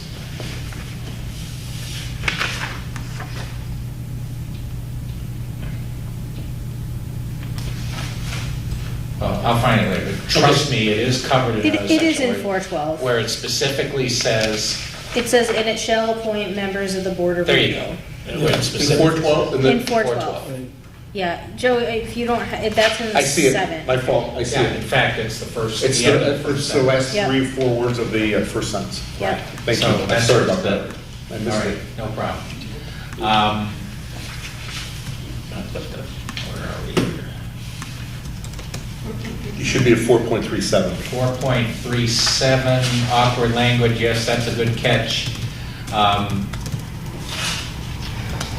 Something got messed up there in the translation.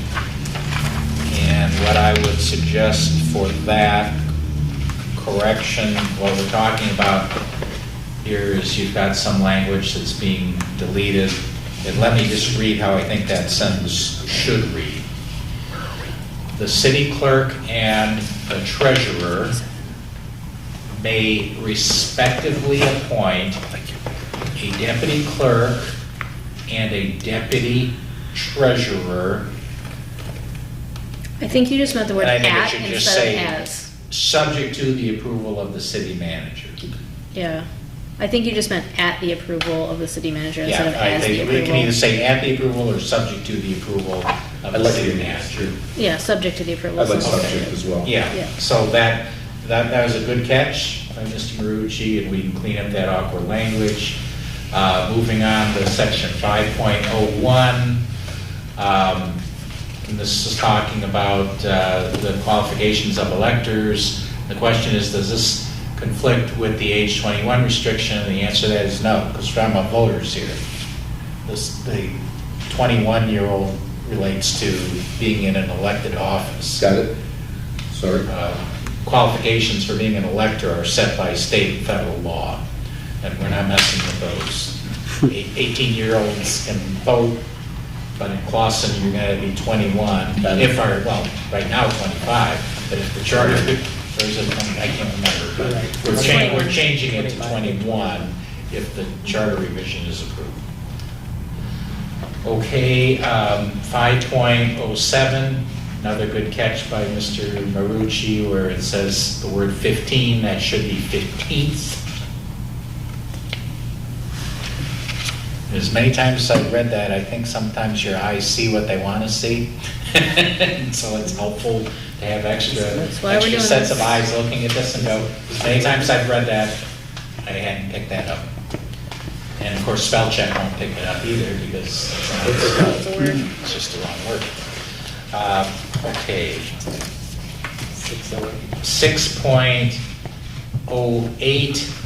6.08, good point by Mr. Marucci. This is talking about the budget in the annual appropriation resolution, very important. And this is saying at the second meeting of the city council in May of each year, and he's saying, should this be changed to no later than May 31st? And I think you're asking that question because one of the changes we talked about is we're only requiring council to meet once per month, so there isn't necessarily a second meeting. So I think that change to no later than May 31st is probably wise. I like that too, because that way, maybe they do have 2 meetings, but they're not Right. ready and they need to call a special That's right. meeting, then it's the 3rd meeting or whatever. That's right. The whole idea Gives them here more is we flexibility. want it done by the end of May in order to give time Yep. for, to stay within our budget cycle and our fiscal year cycle. Whether it's Yeah. the first meeting, whether it's the 3rd meeting, doesn't really matter as Right. long as we Just get get it it done in done. May. Okay, so we can make that change, that's a good change. And I think we skip a few pages here. Yeah, page 21. Page 21, section 1105. This section is more of a comment. It says, "The city council, upon a 3/5 votes of its members, shall have the power to contract." Well, we have a 5-member council right now, so 3/5 means 3, right? 3 of them, 3 would support. But when we go to a 7-member council, 3/5 will mean 5. Technically, by math, it's 4.2, but I don't think we have 2/10 of a council person. We don't. It's going to be a whole council person, so you have to move up to 5. Or we leave the 3/5 language. You can leave it 3/5, or you can just say, upon the vote of 5 of its members, affirmative vote of 5 of its members. The difficulty, and I know we had some discussion, I think it might have even been this, I'm kind of picturing Ms. Parker bringing this up several meetings back, that, to not have, if we can eliminate as many of these sort of odd fractions that don't necessarily fit. And I don't know we can completely do that, because some of them are by state law. Some state laws say you gotta have 3/5, some say 2/3, others say 3/4, and that's just the way it is in the state law, even though it'd be nice if we could do it in terms of 7ths instead of 5ths, Right. quarters. One thought to consider here, if they said 3/5, they must have known it was 3 out of 5. Do you think they just simply meant a majority?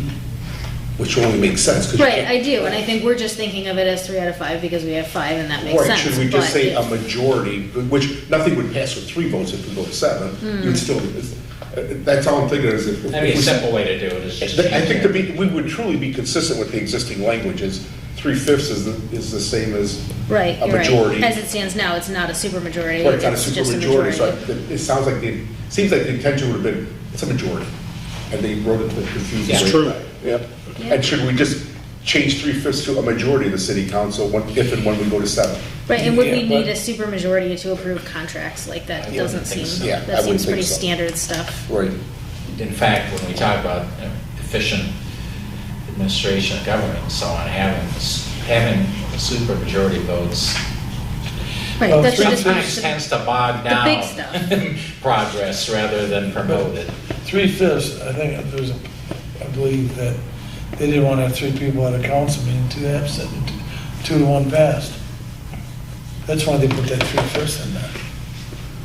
Well, you can have something, you can say a majority of the members Yeah, be majority. elected and enough. I mean, there are provisions like that. No, I So understand that, We're but- not about just the majority of the quorum That's right. present. It'd be like. So you could say a tonight, majority when of the we- When council. we started, we had 5. Right. And technically, a majority of 5 would have been just 3 members. Right. Right. Which would be less than a majority of the whole Yeah, commission. We don't want that. We want to make sure No, I that remember we have at least a majority of the members comprising the council approving this and not have a situation where due to absences Yeah. or Well, that's what I whatever, just said. That's why we that- actually have a minority or a Yeah, yeah. plurality making the decisions. That was part of the notes that I sent along today as well. The language that several people objected to a couple of years ago when the city council voted 2-1 to fire the city manager. Our language said a majority of the elected I don't think members. that- Well, I don't 2 of the think that members was at the kosher. time were appointed, That's not kosher. and so they didn't vote, and so you had a 2-1 vote to fire the I city think that manager. was, And I think- none of that was right. And that's, Right. and that's among the changes that we've already made. So what I'm saying is I don't like, I brought it up in my own notes today, is that when you're in the city manager section, if you read those. It applies here, kind of, because if it's majority for these contracts, is it a majority of those, of quorum? Is a majority of everyone on the council? If we want it to be a majority of everyone on the council, you use the word elected, which. Or elected or in office. Yeah, There is which- some terminology. I was to gonna say, make in this that town clear. is a dangerous word now, Yeah. because of So I what don't happened a necessarily couple want to years say ago. elected, because then you would get the Yeah, situation where, that's well, what we don't I want. wasn't elected, I That's was. what I'm saying. Seated You know, council like- members. Yeah, we're basically, Let's that's not go basically back what to we're that. saying. I mean, if that's where we want to go, I can make that language crystal clear that we're I talking think that makes about. the most sense, not If we're having a the, 7-member council, Yeah. we're talking about, we need at least 4 votes. yes. Whether there's 4 people at that meeting, or whether there's 7 people at that meeting, we need 4 affirmative votes. Yes. Okay. Which is similar, where we can borrow is, and I think I've alluded to this before, zoning board of appeals has similar language. In order to vote in favor of somebody, it requires a majority of the members comprising the ZBA, not just a majority of the members present, but a Yeah. majority of the entire zoning board. Did you know that the zoning board of appeals has subpoena power? Yeah, Really? It's a judicial, it's quasi-judicial. it's quasi, I was on the zoning, I learned this. I've never seen it used before. Yeah. And We did and an it orientation makes me one wary day that where they would taught have us all that of our power. powers, and we were informed that we had the power to issue subpoenas. Yeah. It's like, wow. The question is, you issue, well, we don't We don't have time for digression right now, Brad. Sorry. Just kidding. we're getting off track, yeah. Thank you. Okay, sorry about that. Moving on. That's interesting. 1607, whoops, I skipped there, here we go. Okay, I didn't understand this question. 1607, which is the initiative referendum, and Mr. Marucci has the comment about awkward language, and perhaps he can explain what's So I awkward just didn't, about it. that may be commenced by petition, it just seemed like, first you talk about initiated by petition, then referendum by ordinance, and act as it may be commenced by a petition, as here and after provided. Yeah, that is confusing. I guess I didn't, I got confused by that language, may be commenced by a petition. Yes. That's recognizing that the voters have the power to Yeah, I either know. initiate ordinances or referendum the ordinance Right. by filing petitions. Right. It just, But I agree. It's, you don't. does it make? So you're, seem okay, like so you're something- It's saying gotta be a both, better way. basically, an ordinance may be initiated by a petition and also a referendum on an ordinance Right, can be right. enacted. But it's written this way, recognizing those Yeah, are yeah. 2 completely different things, initiative and referendum. But if the feeling is that that could be better worded, I'll look at that and see what I can come up with. Isn't a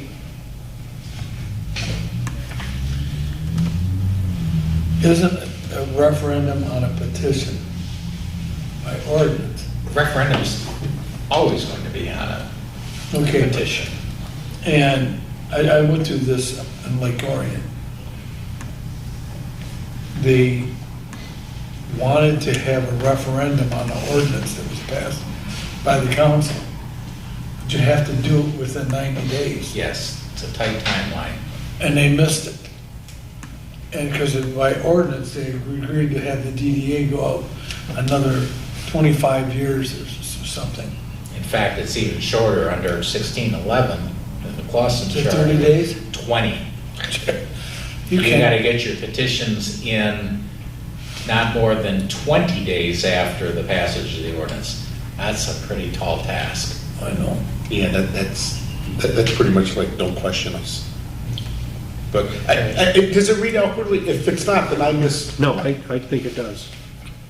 So everybody here There could has be some more. said out loud I'll see if I what can it clean it means, up. but when we Right. say what it means out loud, it doesn't sound like Okay, what's written. I'll see if I can There may wordsmith that be, better. there may be 2 separate sentences in there as one. That may be. That's Sometimes- what I, Sometimes that happens, trying to become efficient and by trying to be efficient by combining things, you end up with clumsy sentences and confusion. All right, so we can clean that up, and then 1609.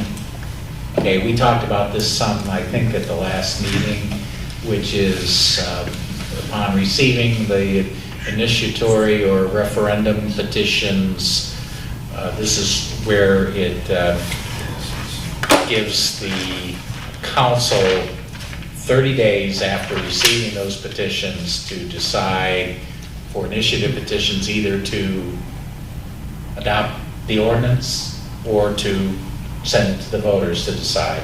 And the same thing on the referendum. It's basically 30 days after the petitions come in for the council to either decide that it will itself repeal the ordinance, or if not, then send it to the voters on the ballot.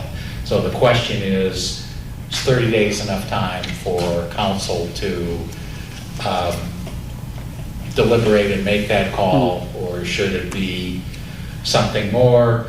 And it's I've looked, and I've seen 30 days fairly standard, but I've seen 60. I think I even saw 90 in one community. I think going 90, some might view as that's almost like a filibuster. That's a way for council to just stall and stall and stall to avoid. Well, that's dealing my with the question. What happens if they don't do anything? Isn't that what happened with the marijuana thing? They just like didn't do anything, and Well, then marijuana's a little different because there's been so many court decisions. well, but now. here there was a But- petition but- and they ignored it. Yeah, but the point on that is, the simple answer to your question, Samantha, is this is mandatory language here. That upon 30 days, the council shall do this. And so if council failed to act, then what would happen is someone, presumably leaders petition drive, would have a very strong basis to go to the circuit court and get what's called a writ of mandamus, Making them do it. compelling the city council to do their duty under this charter provision. That would be the remedy. I felt like we already talked about this, and we did. decided that We 30 talked. days was good, because if you go any longer than that, it just kind of. That's how I thought we left Yeah. it. We had also discussed last week I too. do is remember that. This stuff doesn't come as a surprise. It's not like, we got a council meeting tonight and somebody just comes in and passes a bunch of petitions. I mean, there's a whole process. They come to they have, the word is out on the street that there's this petition drive going on, and a lot of times the clerk's office is involved in helping them with the petition forms and so on. Then they get submitted, and the clerk takes whatever it is, 10 days or so to check the signatures and all that. So by the time it gets to the council and their 30-day clock starts, the reality is council's probably already known about this coming for weeks. Okay. So do we want to keep the 30 days, or do we want to make a? That seems reasonable then, if that's the norm. Yeah, it's fairly then- standard, but it can yeah. be whatever you want it to be. No. I haven't seen it less than 30. I haven't really seen it more than 60, except for a couple of outliers. Yeah, no, let's keep things moving. Compromise might be 45, but anyway. So that was that. And then 1610, I think this is talking about the submission to the electors, basically on the same subject, the initiative and the referendum. That probably should say, when it says submitted at the next election held in the city, probably would be better to just say at the next regular election, like we've done with so many other sections. So it could go on the presidential ballot. You could.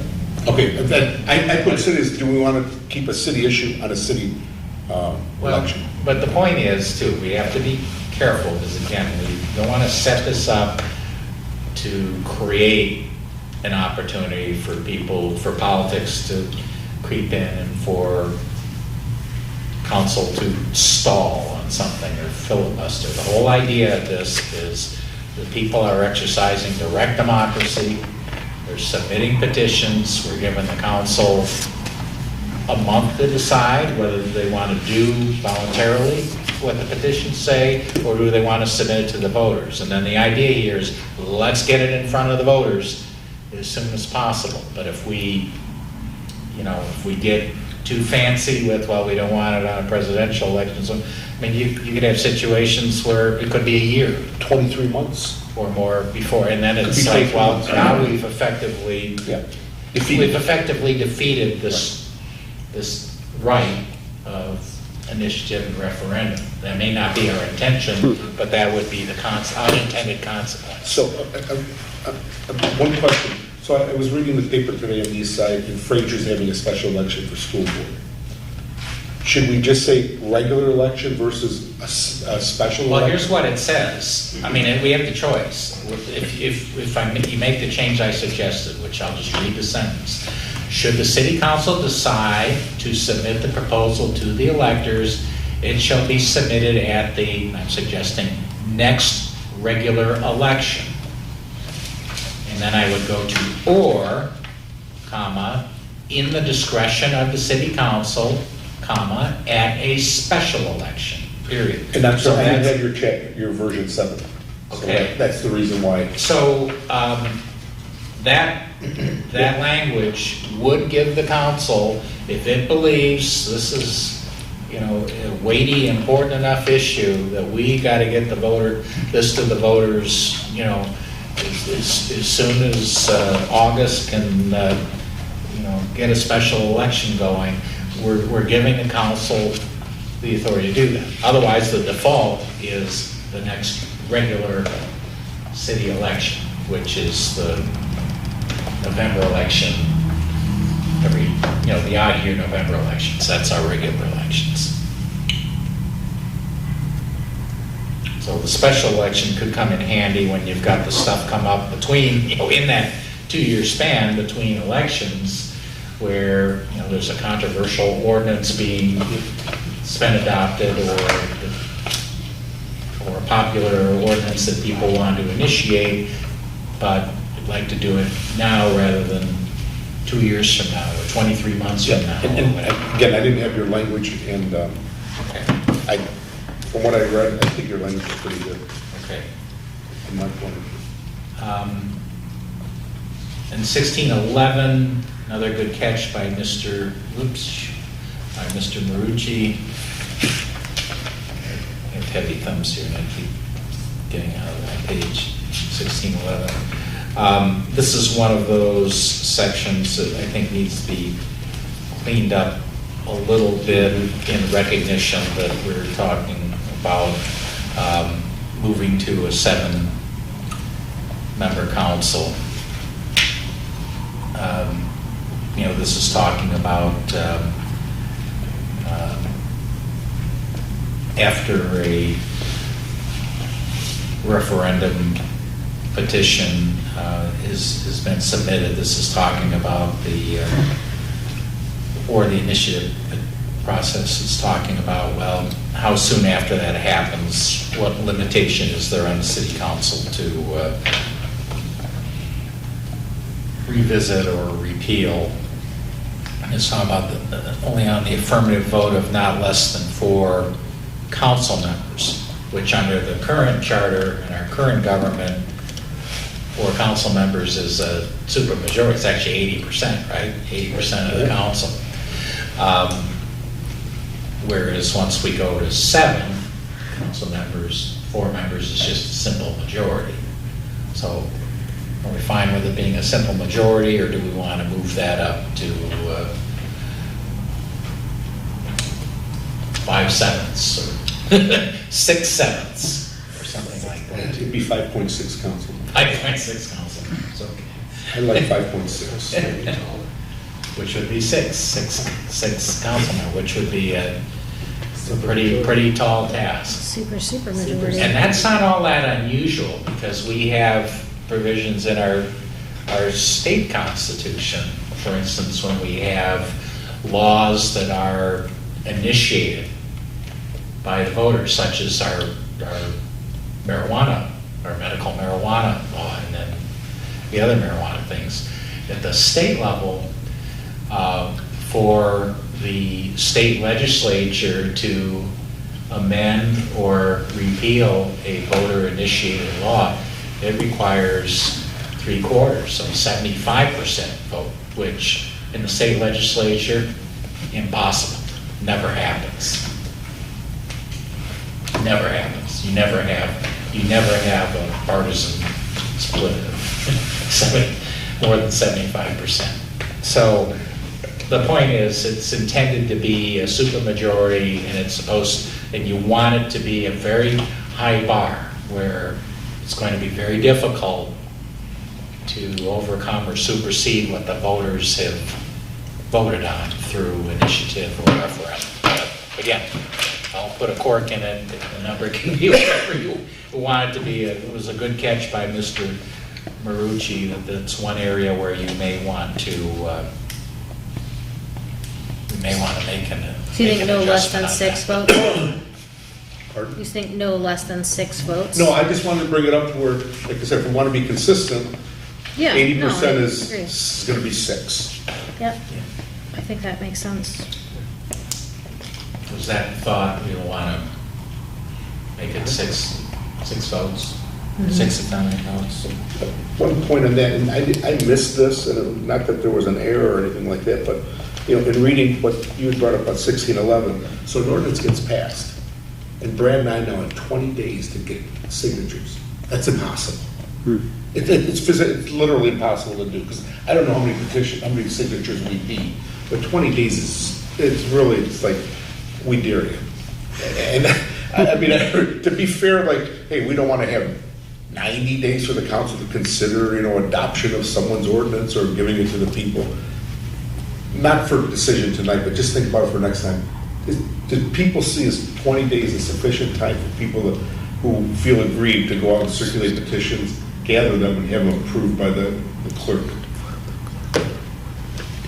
So just think about it for next time. I missed it during the Yeah, first it's, read of it. I can understand having a limit, Right. and you don't want it way out there. Mhm. But 20 days is, I don't want to say an impossibility, but it's getting close to that. Yeah. It's going to be, I'd like to see it happen. I'd like to see a petition drive Yeah. succeed in only 20 days. I have never seen it happen that quickly from starting, because we're talking about council's meeting tonight. They adopt an ordinance Boom. tonight. Clock starts tomorrow. Yep.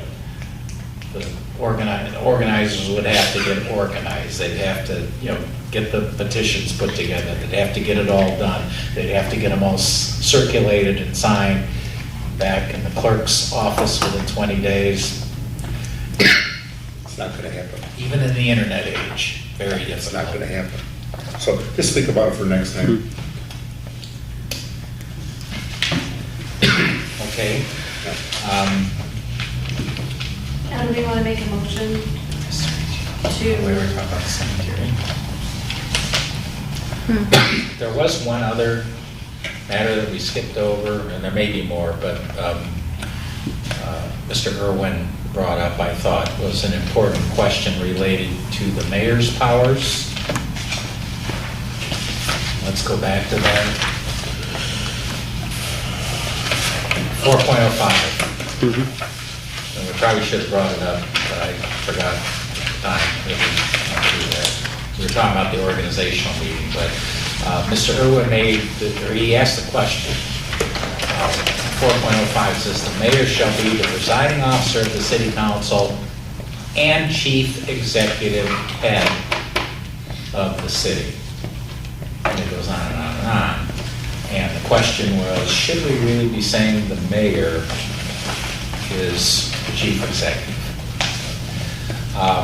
And there's different schools of thought on that. I did do some research on that.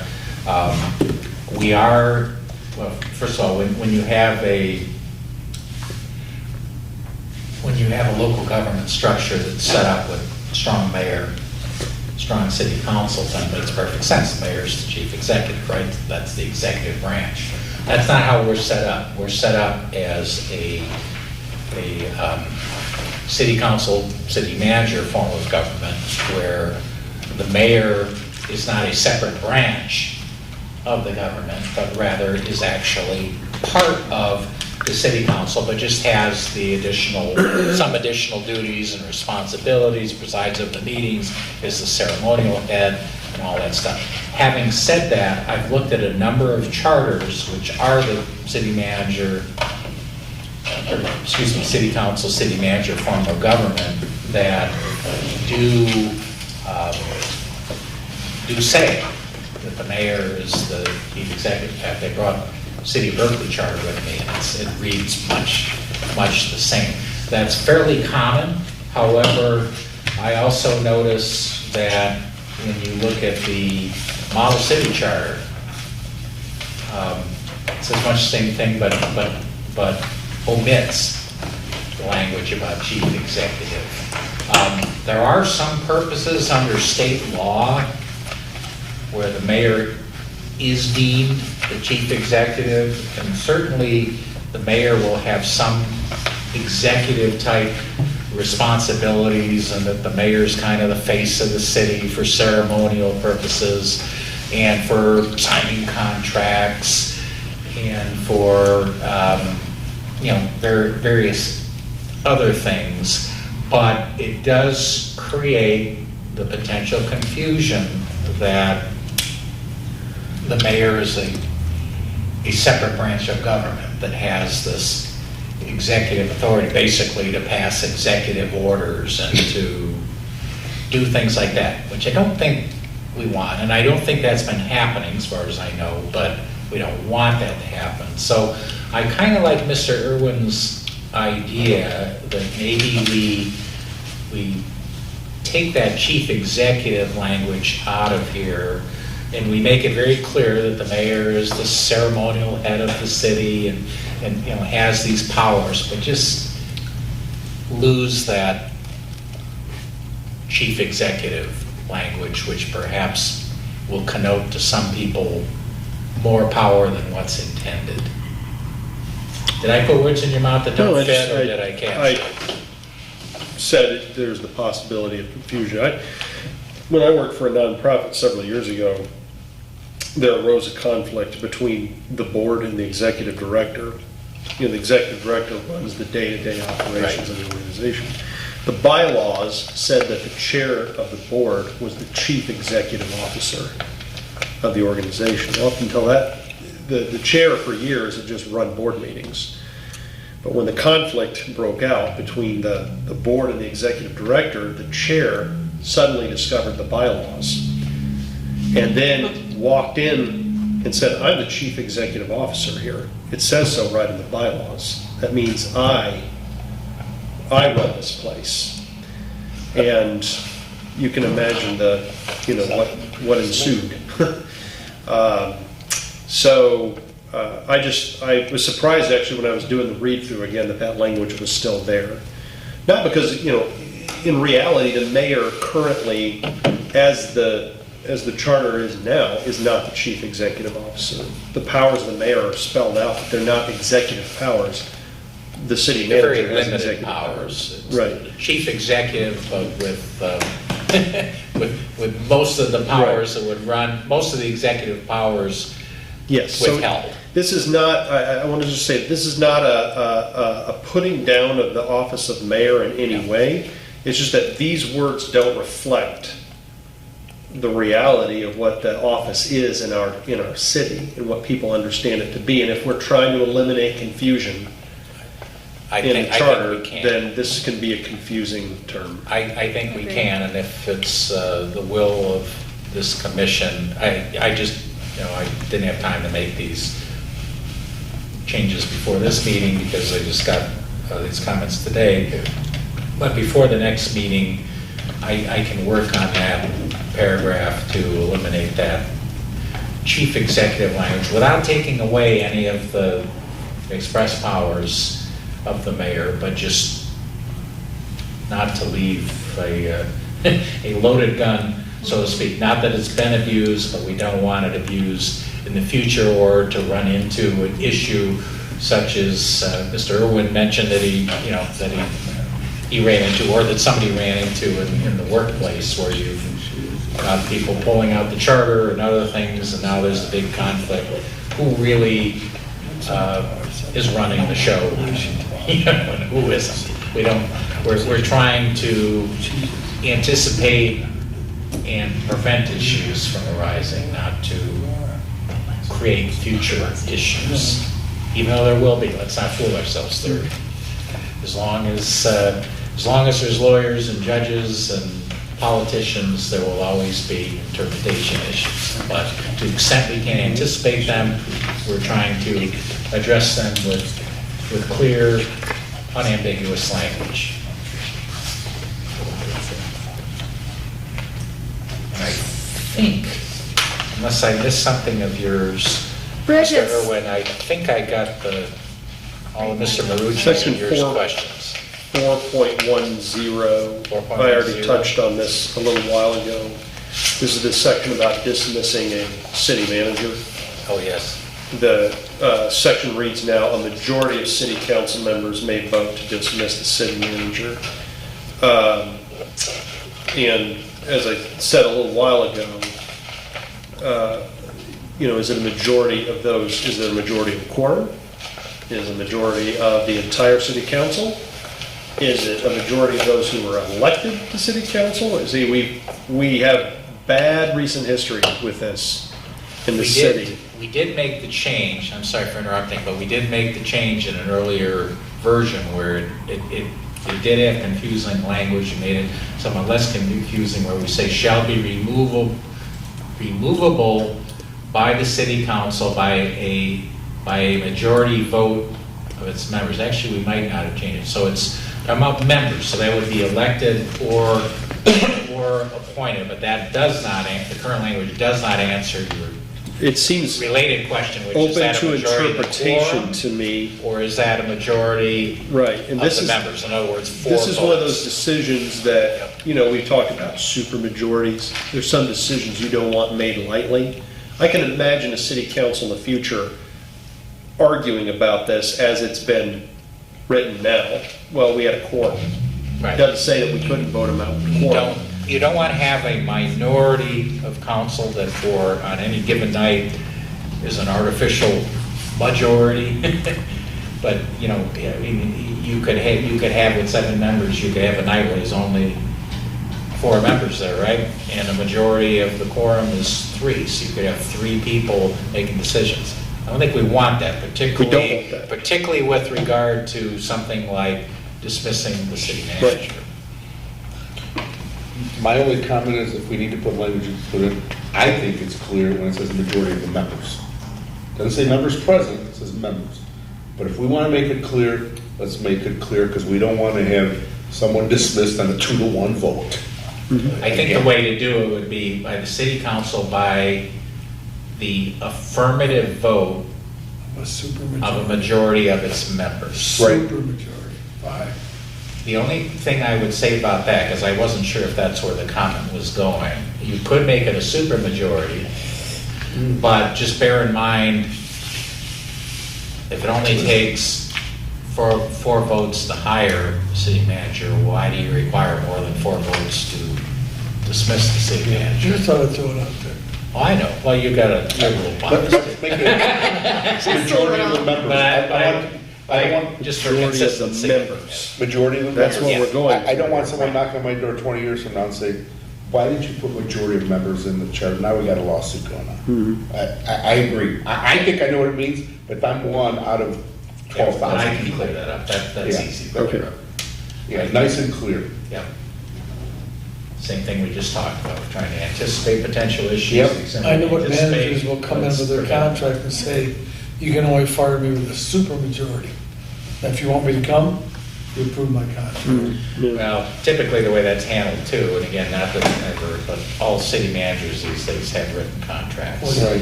And usually the written contracts have provisions relating to cause and without cause, and there's usually severance provisions and so on. So city managers should contractually have a lot of protections, but that, what we're also trying to eliminate here is the whole political circus type thing, and some of the things this city has been through that have left people unhappy, and maybe even led, at least in part, to this charter revision being authorized, is because people aren't happy with the way some of that stuff played out, and they want to eliminate that for the future.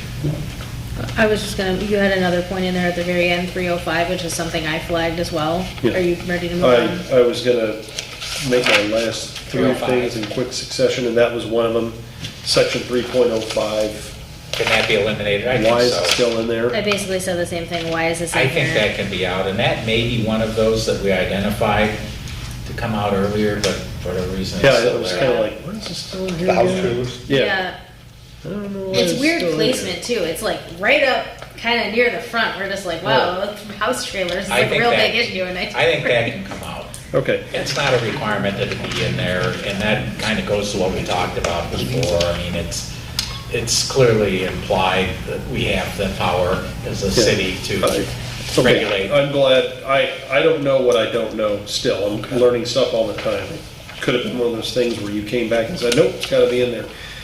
Section 4.37, there's a spelling error in there. You have the word as, where you wanna have the word at. We already talked about that. You did? 4.37. Where was I? I'm not sure, you were there. that the right I one? can guarantee you were there. Right in that chair. Samantha made the. That must have been when I was, You may have been researching or It could have something. I was trying to figure out the It It staggered. actually- It was a staggered We plot. did, Yeah. We we changed actually it took to- Ann out, we changed it to subject to. Great, okay. And then the last thing I had was section 3.02. I said I didn't have a problem with the $400,000 threshold.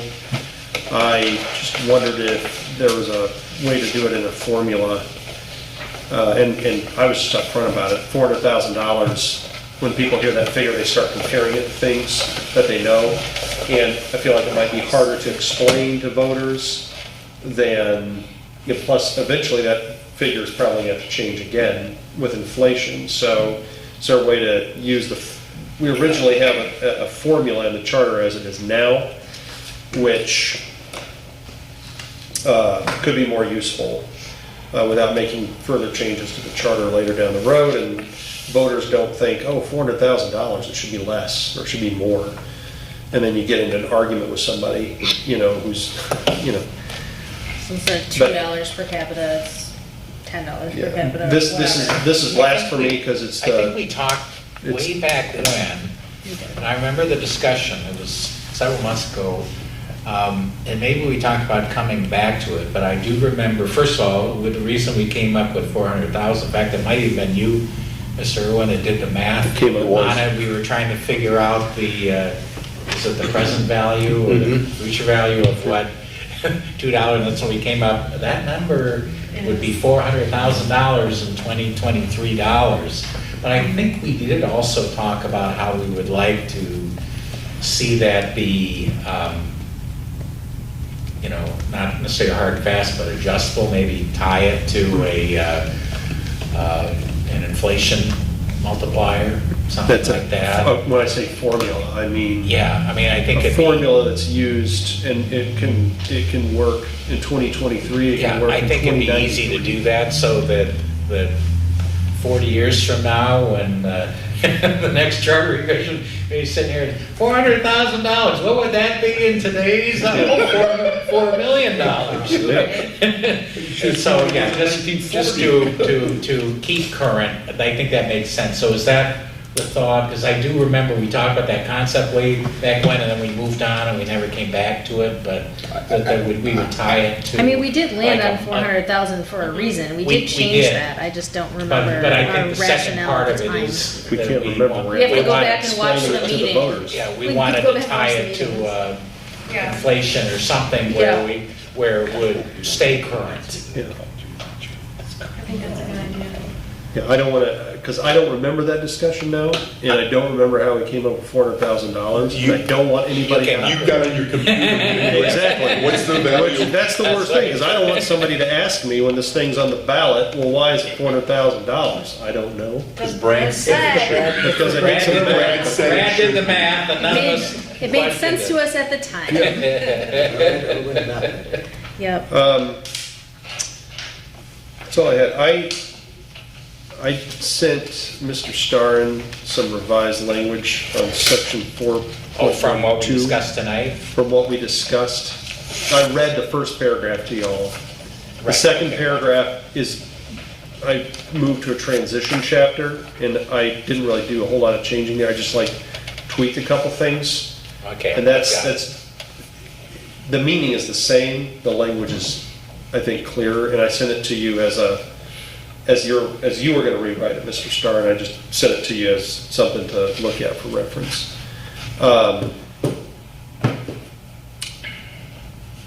It's fairly similar to what. Yep, I've got your emails here.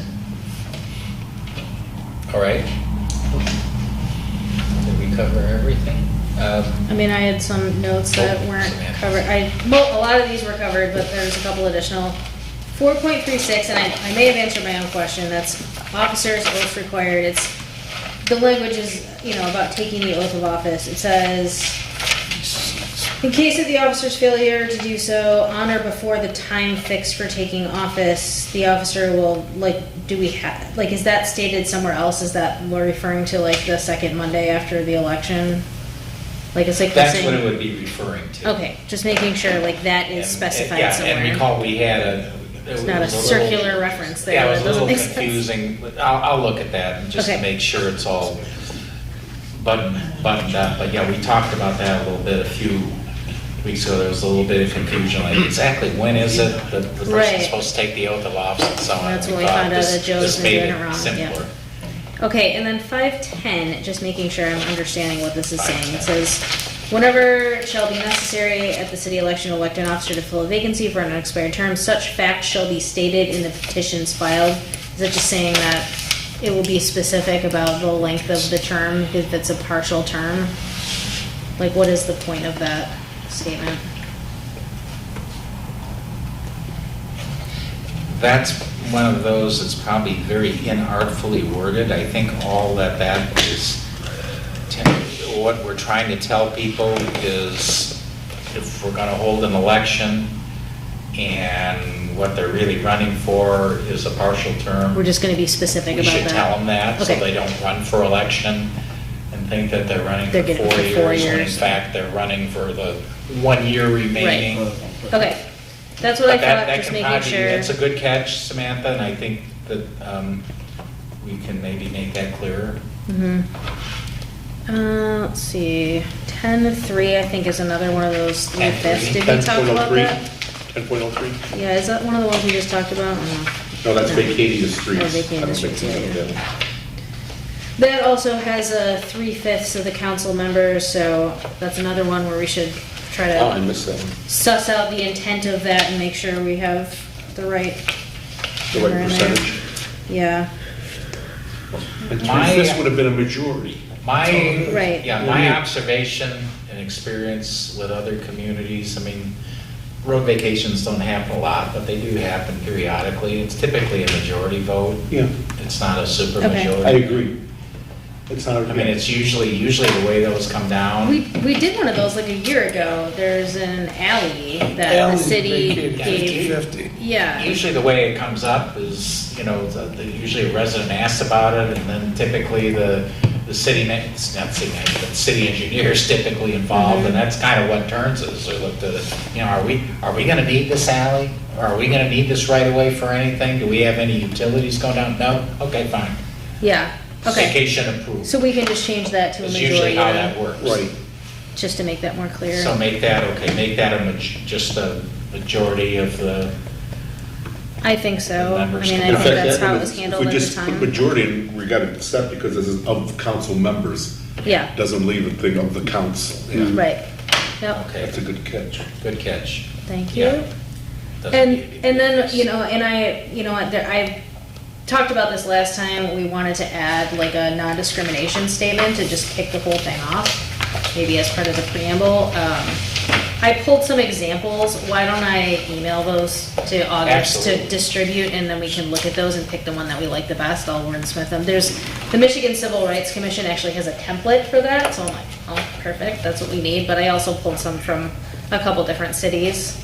So I'll just, instead of reading a bunch of lengthy things, I'll just, Yeah, I'd like to see. Let's email them and I'd then- like to see the okay. samples, and if you have a particular preference for one or the other, you can certainly indicate that. Okay, yeah, I'll But I have think August that- email that I to think me. that's a good idea, something back in 1940, people didn't, it was not common to have those, but I think Right. in this day and age, people do expect to see We have strong state protections right now, non-discrimination but we may not and always. inclusivity types of language, Yeah. diversity and all that. In fact, that may be an important selling point ultimately. Yeah, we want to say who we are as a So city. there's who we are, but I think some people could arguably be on, why doesn't it say, why doesn't your charter say this? I have a problem with moving the charter that doesn't say that. Right. That's it for me. Everything else I flagged was brought up by someone else, so I think we're good. Put a lot of ground tonight, even more than I was. Yeah, we're really good. That's why I didn't send a clean copy, a clean version today, because I knew we were gonna be doing a lot more writing tonight. Okay. Anybody else? No? Okay. Next on the agenda is the commissioner comments. We talked a lot tonight. Honestly, well, spring break is not, if you don't go to Catholic school, spring break is not tied to Easter. I know. Our spring break was last week. Well, I was gonna say, I think most Oakland County public schools anyway. It was last week. Yeah, Yeah. Macomb County is Macomb's this week. yeah. And Wayne Catholic County, I schools think, is next all week. over the board. The week. Last week, some last Yeah. week, some this week. Okay. I will be here. I'll be here, I got it written down for the Me next too. 10 years. Okay. You're far less optimistic than I am about how close to the finish line we are. No, I got, Doesn't our term end in about, what, 1.5? I got 11th, 18th, November 2024. the 25th. We got about a year now. Then we're thrown out of Don't say office. those things. Don't say those things. Yeah. Okay, that was the only thing that I had. All right, I will do my best to make all these changes that we've talked about tonight and try to have those to you. May not be able to get it to you by Friday because we do have a holiday and I don't have a staff on Friday. So I'll be Do you taking have the one day on off. Thursday? What's that? You have one on Thursday? Yeah. It's opening Well- day, man. But That's a there's- holiday too, Yeah, isn't I'm it? just saying, I mean, I will do what I can. Yeah. But it's, The office some here weeks, isn't some open on weeks. Friday? The office here isn't open on Right, Friday? most places are. So anything that we, Well, that's right. as a commission do, So- they're not here to Yeah. circulate. So I'll get it to you as soon as I can, have it ready for Thursday. I think we're getting down to now, though, it's not like there's gonna be 85 changes. Yeah, I Kind of mean- focused on things tonight, and we can, I'm hoping at the next meeting, we can be like, I move this, boom, I move Yeah. this, boom. Like, let's just approve all these changes Yes. that we've discussed. And we'll bring in an envelope and send it right to the ground. Yeah. Because our goal, our end goal was to send it to George Elworth after the April 11 meeting. So, one of the questions that I have is, I mean, we've worked this thing over pretty good, and whatever comes back from you between now and next week should be pretty close.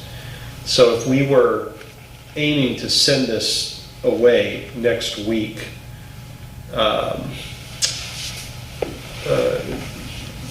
would we need to pass it as a whole?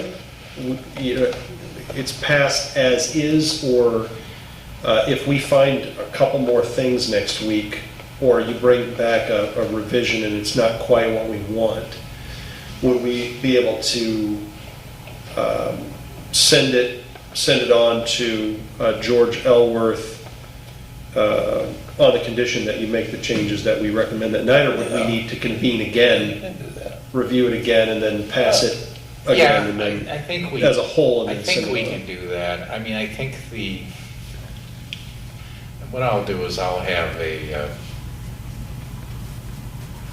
conversation with Mr. Elworth before next week too. Just, I mean, he's a pretty good guy, a real good guy to work with, and I'm sure he's had these kind of things before, and I'll just, clear with him what is his protocol. I'm sure we aren't the first ones to ask a question like this about, so we submit a charter, say in the meantime, while you're reviewing it, we decide to tweak something. I'm assuming he's going to tell me that, certainly if we're doing a major rewrite, that's going to be a problem. But if we're dotting a few I's here and crossing some T's there and, making some changes like that, I wouldn't think that's going to derail his efforts at all.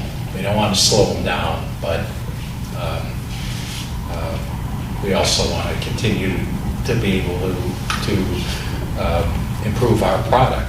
Yeah, my preference would be that we send it after, I'd still hope that we can send it after next Tuesday night, and I'm just trying to figure out, is that reasonable? Yeah. And That we're. I ask a there. question, and I have a question. Well, I mean, I was gonna say, and I'm sorry to disagree with Brad, my preference would be to send it as complete as possible. So my question is, if, say, we didn't send it into, we have to meet the 18th and we send it on the 19th, does that blow the whole thing up? I mean, just to be as professional as possible, I would like to send it as complete as possible. I know we're I'm not- trying to I keep it love on a timeline. sending it My piecemeal. informal communication with George Elworth, I think the last time I spoke with him, might have been last Friday, is I just gave him an update, and I told him that we were looking to get it to him before the end of April. Now, I knew we would be more precise, but I was giving us a little bit of Giving us a little wiggle room. I didn't want to tell them, like, it's going to be April 15th, and then April 15th comes and goes, and it's like, where is it? Where is it? I just thought, so I just told him, and the response I got back from him is, I think the word he used was excellent. So, if it gets to I think it's great to have deadlines, because that keeps us all moving, but the point I was going to make is whether we send it to them on April 12th or April 19th. April It's not gonna 19th. blow I it don't up. think it's going to affect the state's review. I don't think it's going to slow it down. I don't think it's going to put us between a rock and a hard place, anything like that. It's really just more, we're disciplining ourselves right now to keep this. Yeah, we don't want to miss the filing deadline over one meeting, certainly, but. Right. I'd be more concerned if we were talking about, we were having this conversation in June. Can we get it done? Now I think it's time to sweat a little bit whether this is going to get done on time. My comment is, I agree with what Samantha says. I'd rather send one document versus in 2 or 3 weeks we send, insert new page 3 as to page 4, page 6, insert to this and change. Like you said, we're working hard as we should be working. If it goes 1 week later, I think we'd always talked about, we want to get this done by the end of April. If we get this done next week, great. If we don't get it done until the 19th or the 18th. I agree. It's like, we're still 12, 13 days ahead of schedule, our own schedule. That's my input. I like Yeah, a nice we were complete shooting for document. the 1st of April, so we weren't late. And we can. And we're good. And he checked it out, and we're good, so I agree with Samantha. There could be some formatting things and some cosmetic things we want to work on that we haven't done yet, like Yeah, we have to section headings and renumber titles. everything. I've tried not to mess with those, and I know you guys have seen my disclaimer, I think, with every version. I have not changed any of the section numbering yet, Right. even though we know we've eliminated sections, because for exercises like this, when we're talking about section 3.02, you should be able to look at any version of it and be able to see what 3.02 is. But before we're ready to send it to the state, we're going to want to make sure we have our numbering correct, and if we're going to be fiddling with section headings or any other kind of Changing the order maybe a cosmetic, little bit. we're changing the order of things. Well, I think we'll want to do all that before we send it to Lansing. So what I'm getting at is, One, do we have one more meeting, or do we have more than one more meeting to work on this? And if our deadline that we set was April 11, I'm pushing that. I want to send it whole. I wasn't saying I don't want to send it, I want to send it whole. What I was really getting at is that possible by the April 11 meeting? And what I'm hearing is it's not. We're going to need to go. Unlikely, yeah. But I'm going to keep saying April 11. Yep. Because there comes a time where you send it. Yeah. It's not perfect, and you say, it's time to go. Well, that's right. We've done our best. If all we're talking about is, whether or not city assessor comes before city clerk, Yeah. Right. let's leave it as it is. Yeah, that's send it my off. point exactly. Exactly. There's a time to That's say, fair. okay, And I It's time have to go. no doubt over the ensuing weeks and the ensuing months, we're all going to get that Oh, yeah. 3 a.m. revelation that, What were we this thinking? section, we should, I got a brilliant idea, we should phrase it this way, or do this, or do that. There's always going to be some of those things, and even the simple turn of phrase things. Couldn't you have changed these words around? Oh, yeah, good idea. But we can't, if we wait till we've exhausted all those, Yeah. we're never going to get this. that's the point that I make. I just, something funny, James Vitrano, because I texted him, right? And I sent him your idea. I just said, what do you think? And he's like, it's a great idea. That works great. And then a few minutes later, he texted back and he's like, what you really need to do is have 2 council members serve 2-year terms. So that you're electing a majority every 2 years. He's like, because your people are going to want to be able to elect a majority every 2 years. Now, I'm saying this to you now because I thought about mentioning it then, and I was like, heck no. We've deliberated this, we've made our decision, and we're done, we're going, So there's always, like you said, that 3 a.m. revelation. There's always a good idea. Why didn't you do this? This would be a neat thing to try because this is the real world. People got to work. The city's got to work.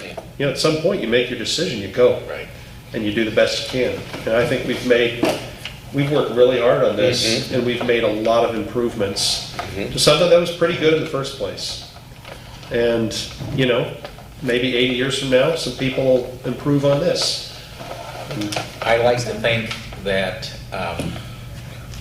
the collective wisdom of 7 people here, all bringing their own perspectives, we're going to get it right on most things. And I think we really will. We're going to have a good sense of the pulse of the community. We're going to get things right. There's going to be some things we don't get right because we can't see the future.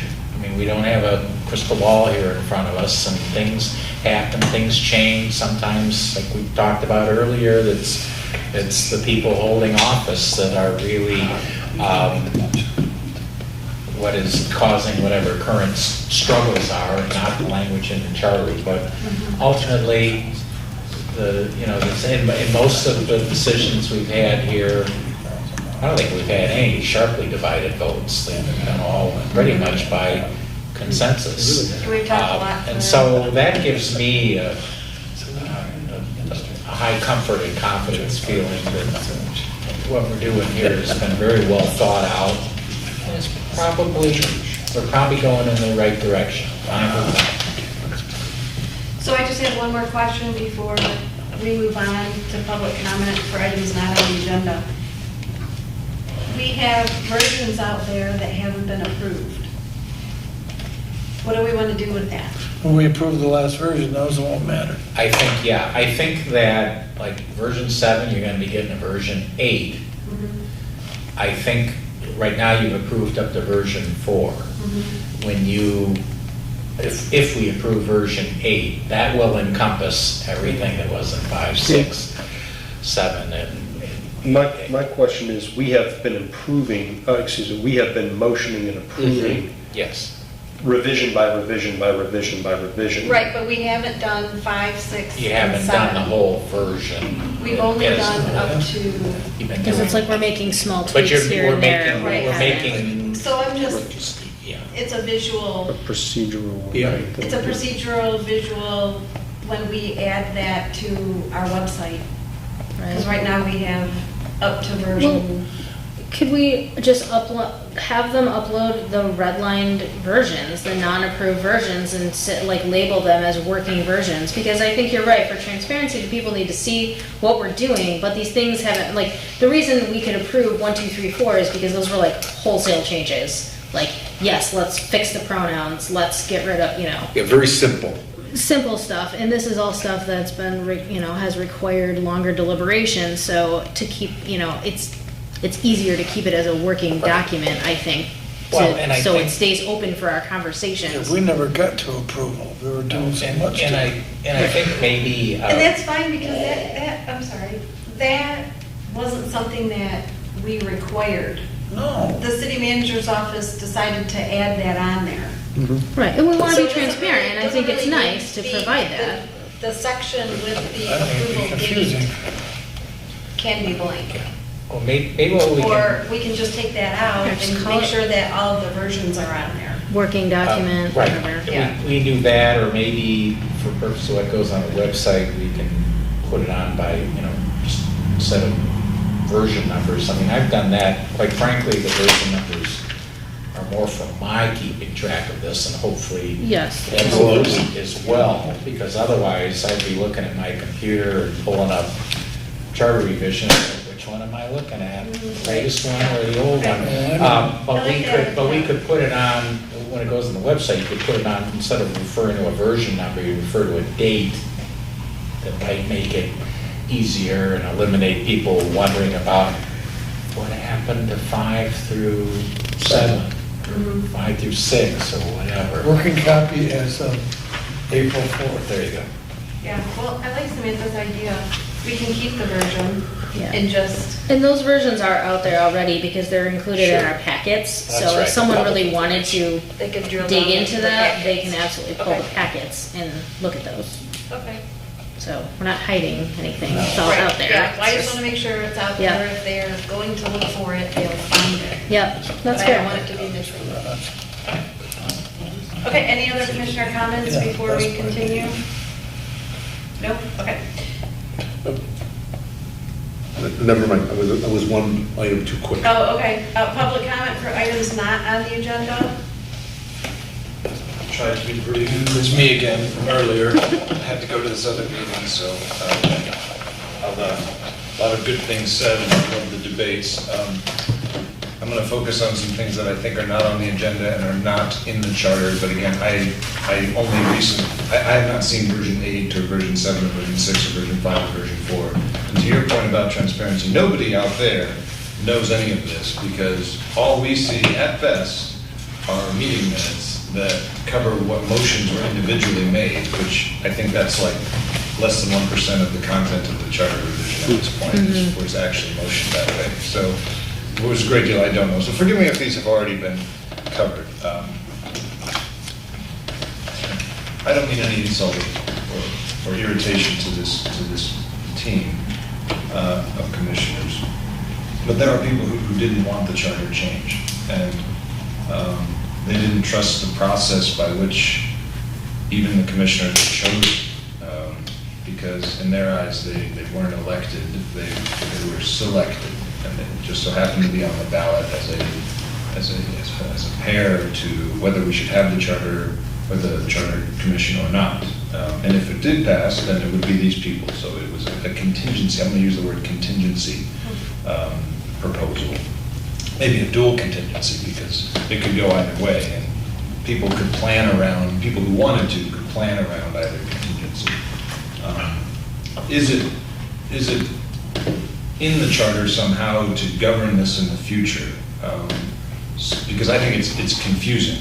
I think it's confusing to a voter to have to do the mental calculus, well, if this passes, then this is the consequence to Clausen.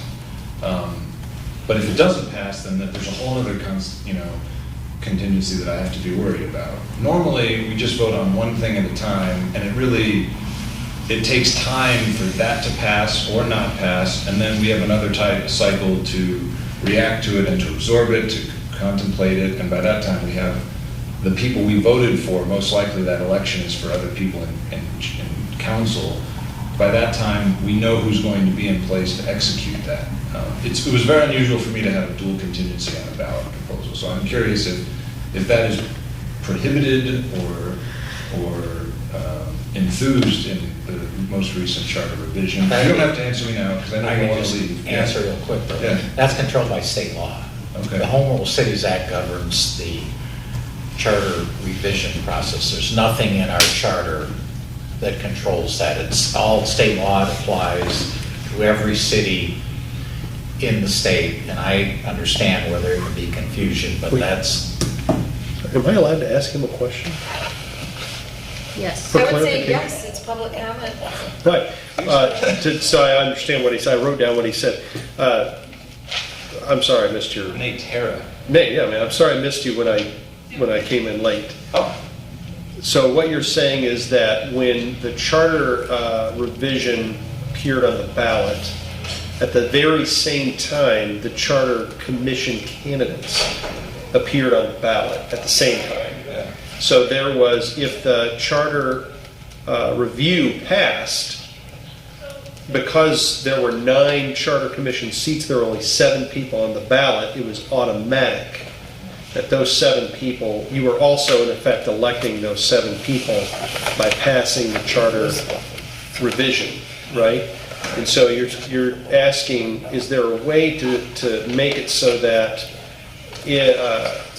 you said there was no chance to pass the charter revision, the review process, and then later have people run for the charter commission.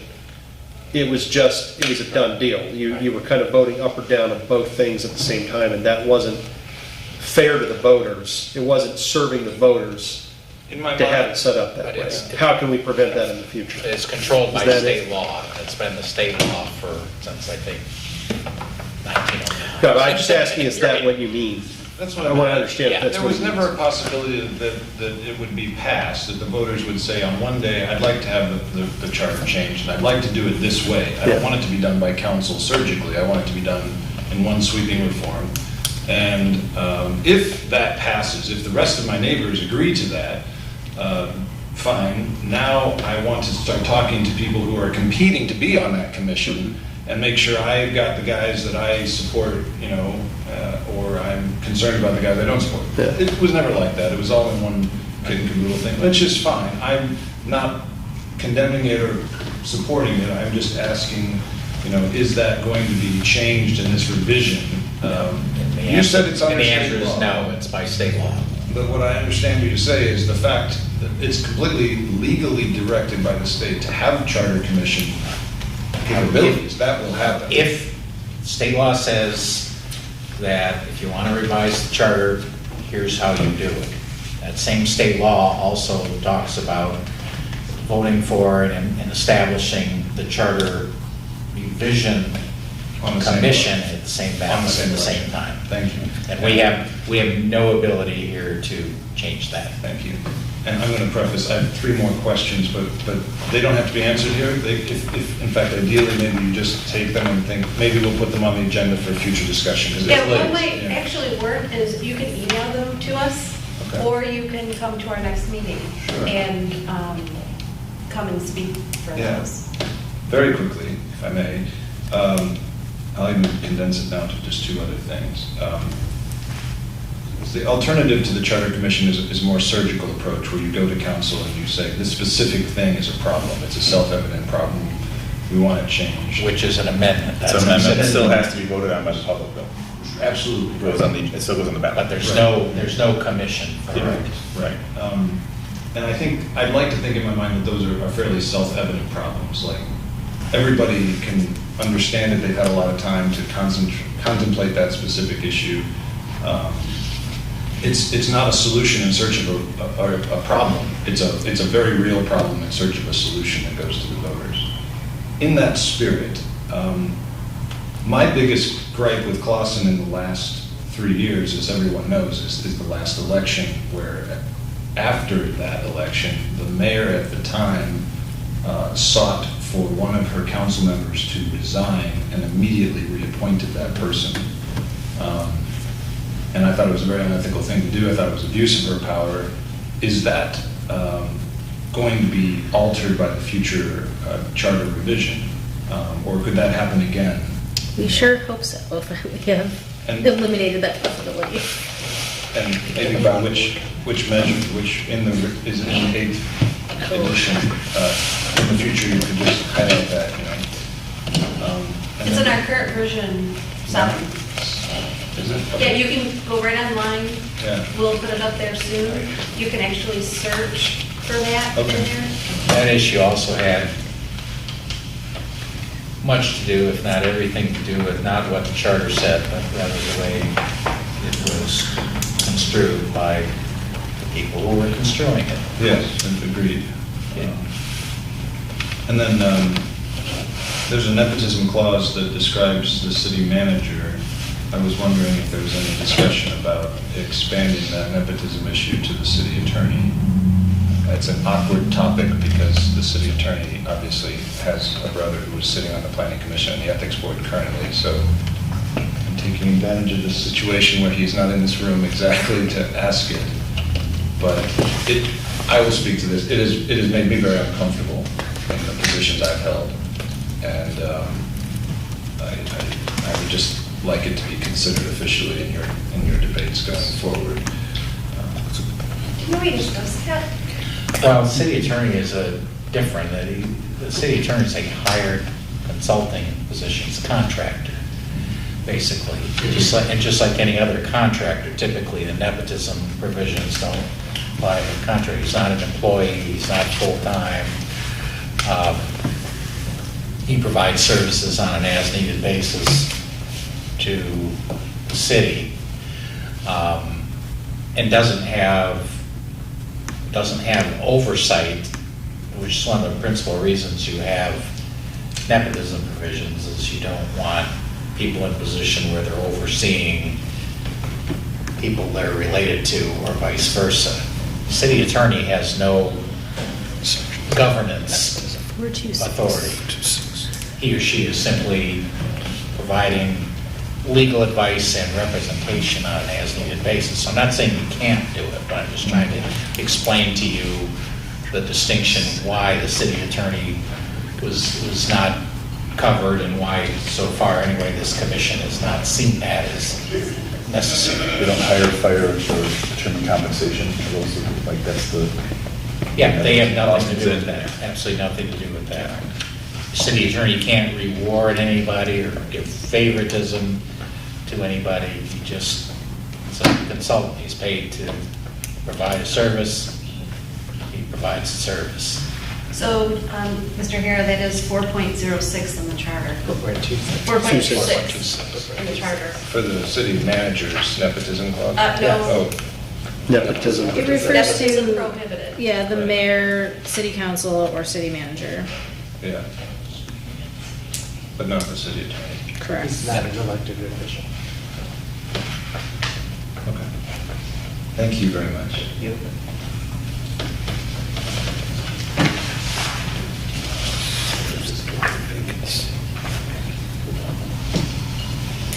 Anything else? No, certainly not. Thank you Okay. so much for Yeah. your time. You're Thank welcome. you. Thank you for coming. Yes. Okay, so discussion on next agenda items.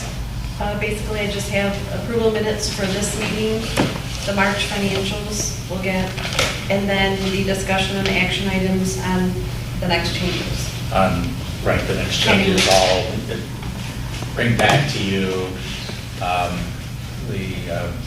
I guess, the direction given this evening by this commission. Was there a motion to do that today? The motion to make the changes? Sounds. I think we're just kind of, we were going through it Go section through by it at the section next by one. section. Yeah. That's the idea. Yeah. No, there was no motion to accept anything tonight. It was just further direction. We may be at that point or very close to that point at the next meeting. We were And just then talking we- about that as you were walking in, how close we were to that point.